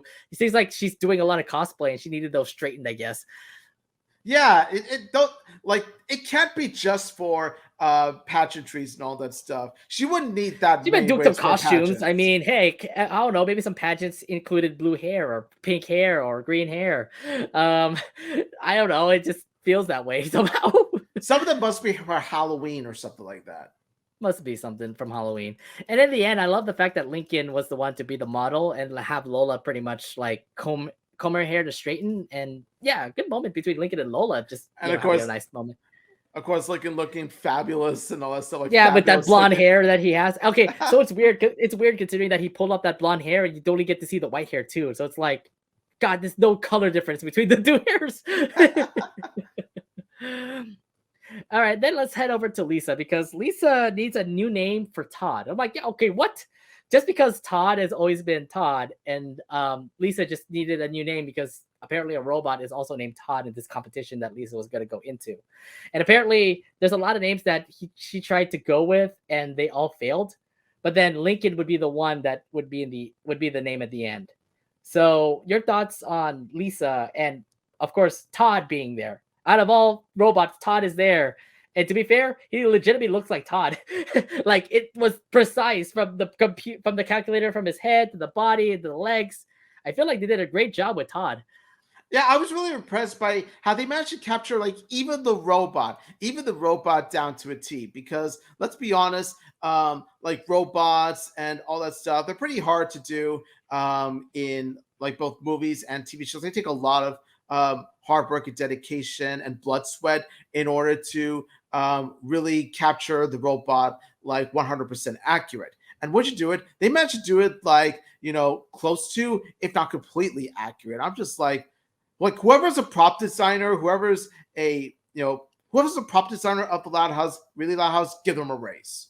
Indeed, and look at how his model, like there's a computer, there's his head, and the lights too are also great too. Like, yeah, we don't see the colored lights in his eyes in the animated series, but we get to see like a green eye and a blue eye, which was cool. And of course, I think you recognize the body, right? There's like a speaker for his like big body, but then his top looked like an NES to me, a very old Nintendo system. Is that right? It kind of does. It kind of does. I looked at this. I'm just like, woo. Like, yeah, like where the gamers at? Where the gamers at? This definitely looked like yes, an NES. throwback. But yeah, Loud House, give me some. yeah, but no doubt, Really, Loud House, give me some throwback, and not just Loud House throwback. but no doubt, I definitely think this was just awesome, just the way that they actually did the props and everything. So props out to the Really Loud House crew because they definitely nailed Todd precisely, and the voice of Todd is the same too from the animated series. Like they even got the voice right. It's yeah. I was really impressed by that. Yeah. And here's the thing, because Lincoln would call the robot Lincoln because what he was gonna do was actually make him disguise as Lincoln Loud, so that he can actually get that midnight marathon thing going.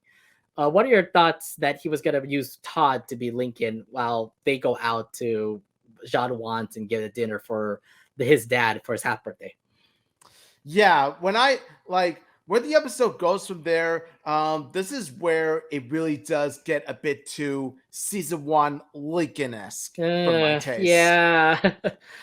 Yeah. You know exactly where it's gonna go. Like you all know exactly how it's gonna go. You see it in season one a bunch of times where Lincoln cooks up a scheme, it goes well, then it all falls apart. Then Lincoln feels bad about it. Lincoln resolves it. Happy ever after. It's pretty much the same beat by beat, and it's like of course like Really Loud House. Like I said before, this is a problem I had with Really Loud Christmas, except like how it's played here, it's not nearly as bad as what it did in the Christmas movie. Here, though, it feels a bit dry. It feels a bit by the numbers. It's like, okay, you could have done it a bit differently, considering like it's not just season in the season 5 timeline, but also just by the fact that you have opportunities to pretty much make this kind of plot, do this kind of plot, but do it like in a different kind of way. You did it first with Lincoln, pretty much doing the sisters a favor, but then after that, like yeah, it's pretty much goes like lather, rinse, repeat from there. Pretty much. So yeah, it's just selfish Lincoln coming in. At least he was there to help his sisters out. But then I do love the fact that like he doesn't have a plan for how he's going to disguise himself, especially during his dad's half birthday. And then he just goes with Todd to be Lincoln after all. And I guess that was clever. I don't know. It just was like really last minute. And the other thing too is that Lincoln, you didn't think about this before you even did this whole thing with your sisters. Yeah, not good planning, man with a plan.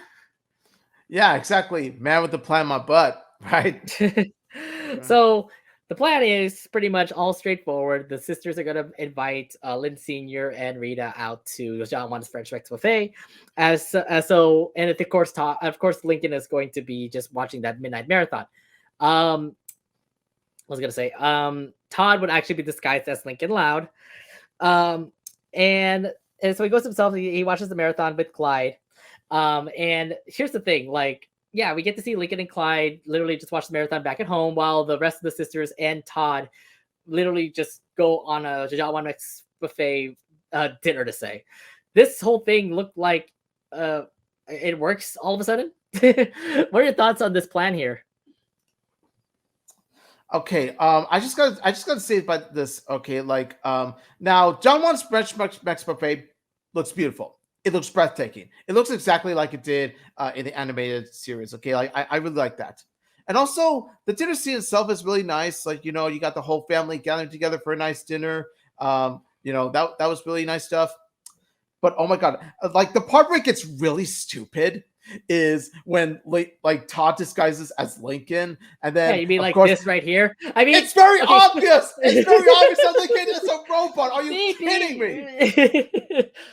I mean, to be Like fair, they tried their best to make sure Lincoln is there. And the other thing too is like, okay, yeah, cool, it's paper Lincoln. Literally, the face is paper Lincoln, and I'm like, oh my god, you got a grown adult man, like no, two grown adults, Lynn Senior and Rita, sitting together with the loud kids, and it never occurred to them. It never crossed their minds to thinking, hey, maybe it might not be Lincoln. Maybe it might be a paper cut version of Lincoln. Maybe it might be, something else, someone else different. Like, seriously? Are you kidding me? Are they blind?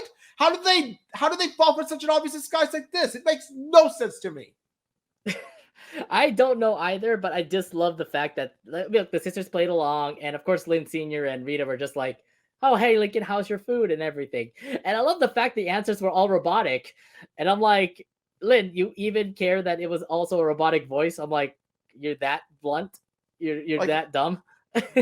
did you switch brains with Lenny? Like, did you have Lisa, like, did Lenny drag Lynn Senior into the room, and then they both together had made an appointment with Lisa, and then Lisa switched their brains? Because that would make the most logical sense to me. I don't know. I mean, this is just cartoon logic that's happening in real life, and I'm guessing like Lynn Senior's dumb to not see that it's a robot. It's kind of like what happened over at like was it Skater's Gonna Hate, where you get to see Carlos disguised as was it Laird, and the kids didn't even recognize it too. And I'm like, really? He's the tallest kid out there. If that's the case, Yeah, no, we're just having some like what is it blindness deja vu all of a sudden here. Yeah, no, I'm Casagrandes sorry. hit it, Louds hit it, even the really loud house hit it. I'm sorry, it's just as bad here, if not worse. Like, this might possibly be worse that Scare's Gonna Hate. At least Scare's Gonna Hate, you can make the argument that, okay, like, it is animated, I'll give it a pass. No, this is supposed to be a live action setting. And the live action settings, like, there are some things that are a bit more obvious or more blatant than in the animated version. And also just by the fact that you could have made this work if you had Lisa, instead of having Todd disguised as Lincoln. Why not make a clone of him? Why not make a clone of Lincoln Loud? Like, maybe he was running out of time, and that's the reason why they just went straight with Todd. Like, I don't know how clothes are made. But here's the thing, though. Lisa Loud invented a time machine. So, like this is a girl who can pretty much do, well, not anything, but like if she can make a time machine, I'm pretty sure she could make a clone of Lincoln within 5 minutes. That's true, but unfortunately, that didn't take a lot of time. So, everything looks to be fine. Lynn Senior is celebrating his half birthday. That is until Lucy scares a waitress, and then she accidentally spills water on Todd. And well, to say the least, things go awry, and the secret has been revealed. Lincoln is not there over at the restaurant. It is Todd. if it wasn't so obvious already. Yeah, um, took you long enough to realize that, how right? how'd you like the mayhem that pursued here after the scare that Lucy gave, and literally just have Lincoln pretty much caught on fire and everything? First off, I love the effectiveness of Lucy's jump scares. They're pretty cool. I'm telling you, it's that good. It works. Then the animated series. Second off, wow. Lynn Sr., Rita, it took you that long to realize that, hey, maybe that's not Lincoln after all. It took you that long? Seriously?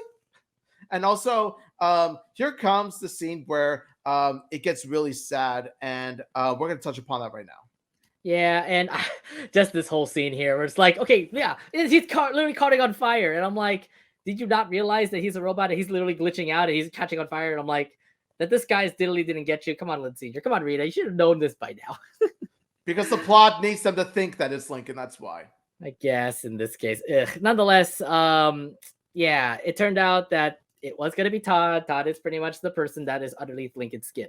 But here's the bad part about it. We now get to see the sad part of the story where we get to see why Lynn Sr. is actually celebrating his half birthday because of this one person named Jake Strong, who's so popular to the other kids that he has the same birthday as Lynn Sr. A lot of the kids go to his birthday compared to Lynn Sr.'s birthday. So that's why he made a half birthday so that he can like celebrate his birthday plus one half, and then have all the kids come over there so that he can celebrate it then. So this really did impact me a lot, considering that, yeah, I understand why you need this half birthday, considering your real birthday gets overshadowed by another person that is celebrating their birthday and he's the most popular kid. And I understand if you don't have a birthday at your party, it does definitely look sad. So the half birthday like this makes sense for Lynn Sr. But yeah, it does get a little bit emotional. We do get to see like some like emotional faces when it comes to the Loud family, and also get to see Lincoln also see his mistakes and everything. So how'd you like this whole impact climax moment that happened here in this episode? Now, I like the way the scene was executed because, like, Lynn Sr. gives, like, Brian Stephan not only gives out his comedic performance within Lynn Sr., but he actually manages to give quite an emotional performance as well. Like, as he's telling the story, you can pretty much see Brian Stefanik, like, feel genuine sadness, like, feel, like, genuine emotion as he's telling the story, because, Lynn Sr. never got the birthday he wanted because he gets overshadowed by another person's birthday.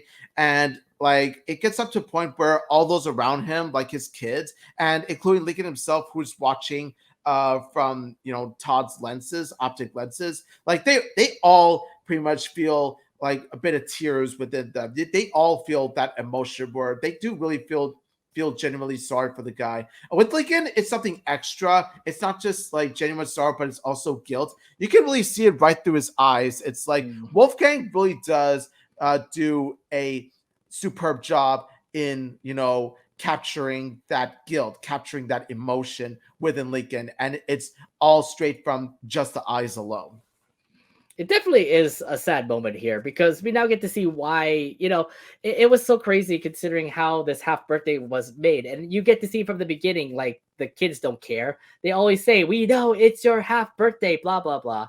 And of course, Lynn Sr. loves it. The thing is that we now understand why the kids kind of hate it, considering like, oh yeah, you keep on putting it way too much.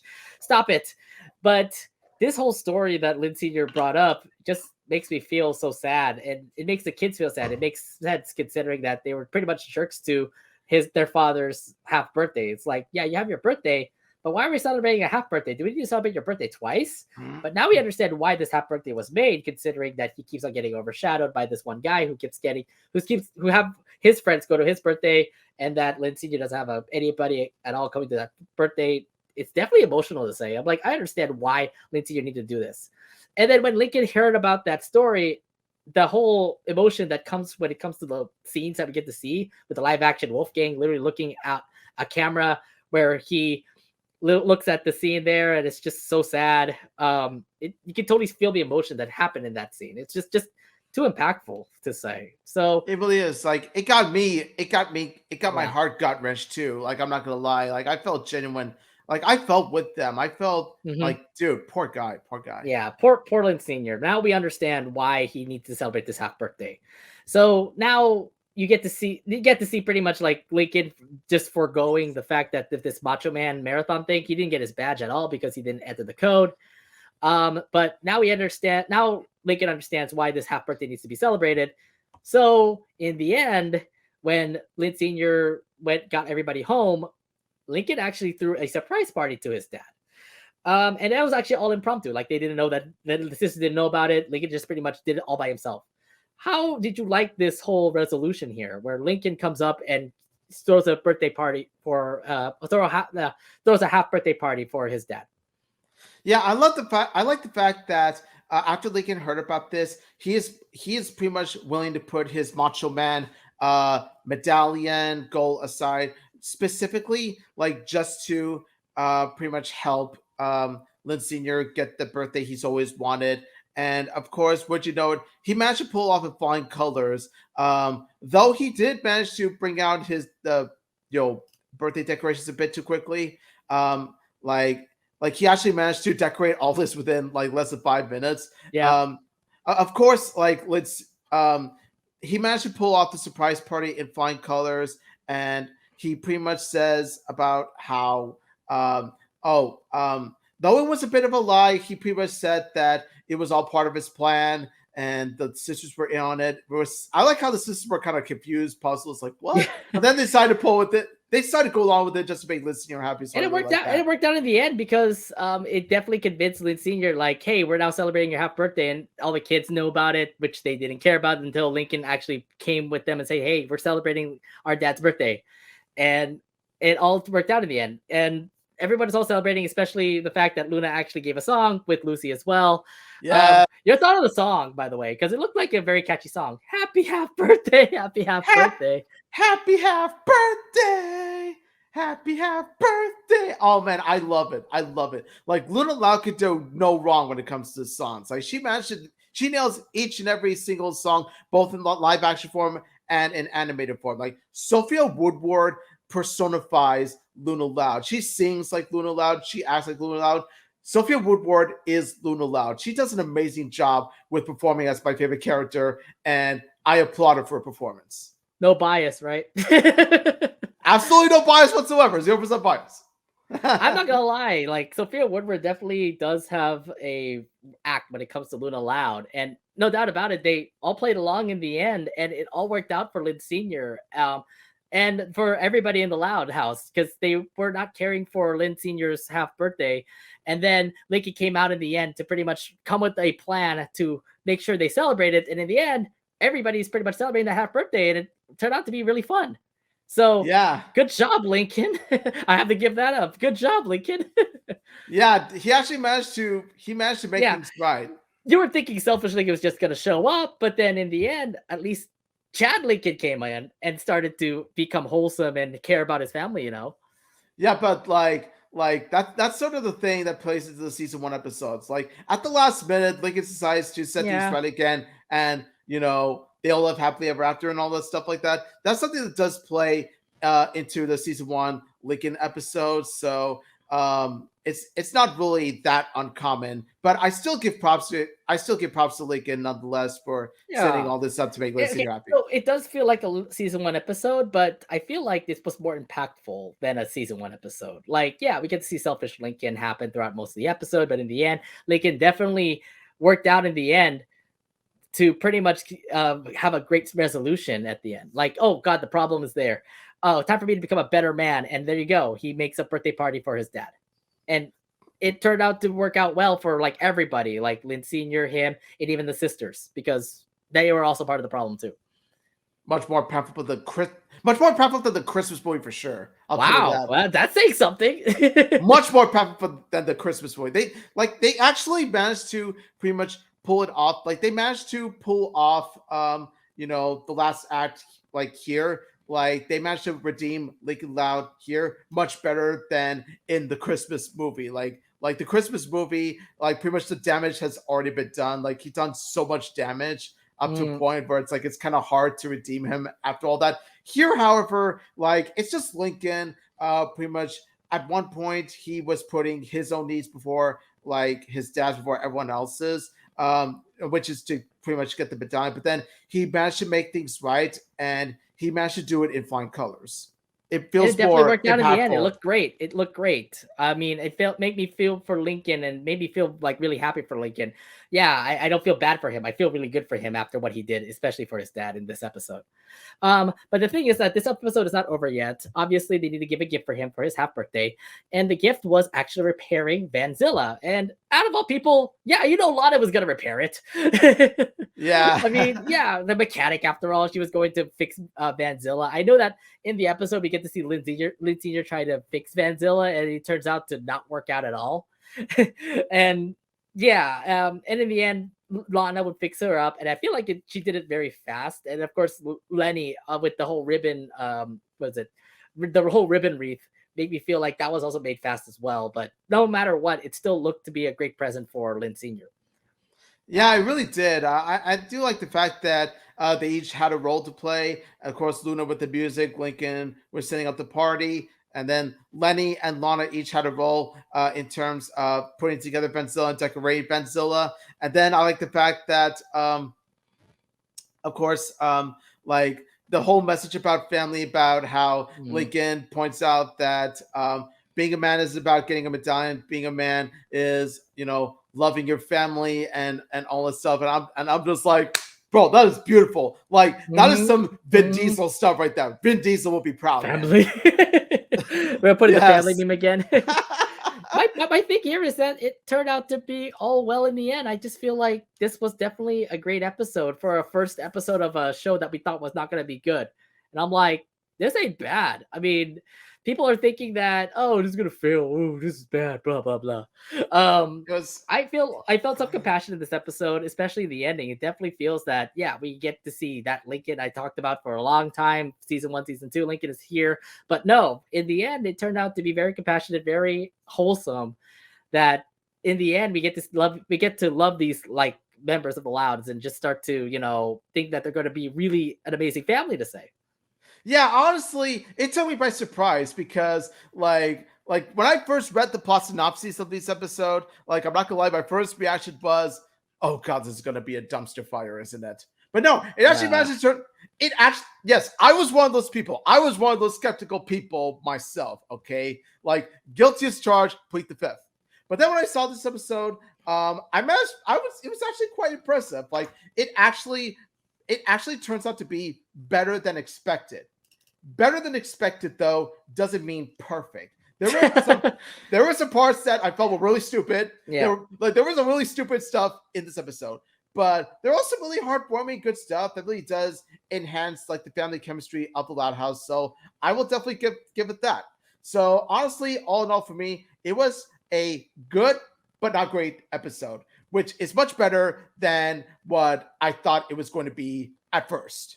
Did I tell you back in our Loud Casa Talks podcast, I said I was coming in with no expectations. I was like, I'll be a new person. I'll just look at it as a new person looking into this Loud House episode. And I'm like, wow, this is very wholesome. Wow, Lincoln was a jerk in the beginning because he really wanted his way. But in the end, he still cared for his dad. He still cared for his family. And overall, it turned out to be a good half birthday for Lynn Sr. Hey, so I don't know why everybody was so overjazzed saying, oh, this is a bad episode. Oh, this is a bad idea. Live action Loud House. Oh, I've seen this before. It's going to fail. It's so far from the first episode. It's not bad. It's not bad. I wouldn't say it's perfect. It's not bad.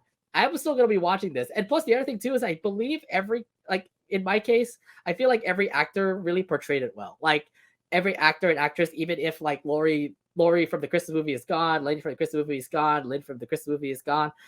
At least the replacements that came in for Lori, Lenny, and Lynn, and like Rita, who are new actresses, actually do well with their part as well. So I'm happy that they are able to take care of their part and also be a part of the live action show. And it turned out to do really well. And I'm just saying, like, this is not bad for a start of a live action show. It ain't like some comedy show that we're gonna like laugh and stuff like that. At least there's some wholesome moments, especially in that ending. It just tells me like if they're gonna go with this kind of route, then it tells me that this show is going to be successful. We don't even know what the next plot lines are going to be. I know there's going to be a brand new crush that Lincoln's going to be in, and I know a lot of people are going to hate that, but we're going to wait until that episode comes up. Okay, that's like in 2 weeks or 3 weeks. I don't know. I mean, there's still a lot of speculation on this, but from this first episode, I have to say, not bad. Good job. Loud Crowd, good job, live action Loud Crowd. You did a great job with it, but let's see with these next couple episodes. I mean, how many do we have? Like 19 more episodes to watch before season 1 ends. So Yeah. there's still a lot to go through. I'm just saying, not bad for our first episode. Yeah, like I said before, better than expected. Of course, I don't expect it to be a masterpiece or anything like that, and because I didn't expect it to be a masterpiece, I got what I got, and what I got was, a relatively good but flawed episode. So I'll take it. I'll take that. I like the fact you just said flawed. Yes. Anything else you want to bring It's up? very flawed. Anything else you want to bring up from this episode? Of course, I miss Dora Dolphin. Like, but look, this Lenny ain't bad either. I'm appreciating this Lenny. She's not bad either, but Dora Dolphin, I feel, captures the Lenny spirit to me more. Like, she captures. How about Lori? I mean, Lori definitely has changed, and I have to say, Lori definitely. The new actress for Lori definitely still takes the cake for me, and I'm not biased on that. I definitely think that she actually does portray Lori a whole lot with the literally moments and Bobby and her texting and things like that. I feel like that's what Lori does, and she definitely nails it. She does. Like all these actors really do nail it. They all of them really do. It's just like part of me, like, because like one of the few good things about the Loud House quizzes is Dora Dolphin's performance as Lenny. Oh yeah, and unfortunately, Dora Dolphin didn't pick up on the series, but what can you do? Maybe she's doing some other things. We don't know. I do love the really random moments that happened in this episode, especially the part where Lynn Sr. was like trying to fix up Vanzilla. Remember this part here? Yes. I'm not a good repairman. I just wanted to replace the wiper fluid. Oh my god. Oh my god. Lynn Sr. bring up. Yeah, these moments are amazing. Just putting it out there. Yeah, these moments, like, they do bring out the wackiness of the Loud House. I just love for it. Yeah. But and also, I mean, here's the thing. They definitely do put up the props and nail it to a perfection, to say. I mean, you have for example, Todd. I mean, I didn't expect Todd to look just like this. And the other thing too is, like, I didn't expect Todd to even appear in the show at all. It's just that we know that Todd was Lisa's friend that she made. And I didn't know that Todd was going to be like so perfect like this. I'm like, wow, you nailed everything perfectly, from the body to the head to the calculator on the top, and even the wheels and even the arms, even the curved hands as well. I feel like they really nailed it to a T on how they perfected Todd, especially as a prop in the show. Like I said, whoever's the production designer, costume designer, like, pretty much those that work on the set of the Loud House, like, give them the raise. They deserve it. Give them an Emmy or something. Maybe they could probably win an Emmy for that. Oh, and another thing too is, like, they nailed Jean Wan's fame to a perfection. I'm like, look at it. It looks like from the show. It looks like it's just from the show. Chef's kiss. Yes. Jean Wan's French chef's kiss right there. Chef's kiss. Like, they literally took it from the show. Like, yeah, we get to see like the sky blue and everything, but this is just a nighttime thing, and it still works out in the end. Like, they even got the character right, that Jean Wan in the middle of overall, and it definitely looks like from the TV show. I'm like, they did a great job with it. Like, if there's gonna be more stuff that we're gonna see, like Lynn's table or the school or anything like that, they gotta be something like this. It works out, you know.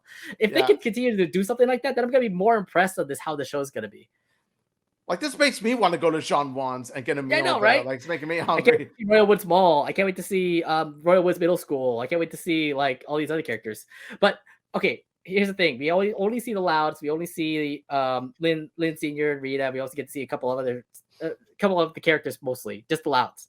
I'm just waiting for those side characters. Hopefully, we get to see those. You know, Rusty, Liam, Zach, Stella, Ronnie Ann. I hope so. How about Catherine Mulligan? She's probably going to be there. If we get to see Mrs. Bernardo, I would love to see Mrs. Bernardo if she ever does pop up. There's got to be other characters. How about Benny? Benny needs to be here in the episode. We already saw Sam in the Christmas episode, Christmas movie. I need to see her too. Yes, I'm talking about it. This is just only one episode, but with only 19 and more episodes left, I would imagine they're gonna be putting up some side characters for the show. There's so much you could do with 19 more episodes, and you got a wide cast of characters from the Loud House, so why not take advantage of it? You know? Exactly. At least here's the thing. At least the people who are making the Really Loud House is doing their homework and are doing it right with having Todd, having John Watts, having all of this and that everywhere. So they at least they know that they watch the Loud House and they try to implement it into a live action show. And so far, like I said, it's been perfect so far. It has like it definitely looks the part. It definitely looks like you're actually in the Loud House itself. The Loud House Yellowtail world makes it. itself. Yellowtail makes a good point. I kind of want to see Mr. Grouse. We do get to see a Mr. Grouse live action, but we don't know what episode that will pop up. Yeah. All right. Anything else you want to bring up, or do you want to go straight to our reviews?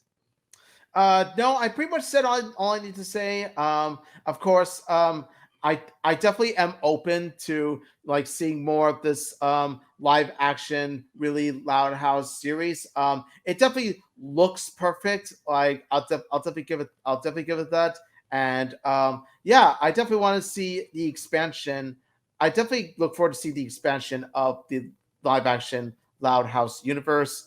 And also, like I said before, I'm really dreading the Charlie episode, and and also and if we want to go straight to ratings, like Yeah. you want to go straight to it? Yeah, we'll go straight to Okay, ratings. now combining all the aspects together, right? Like if you look at the episode as a whole, inside and out, right?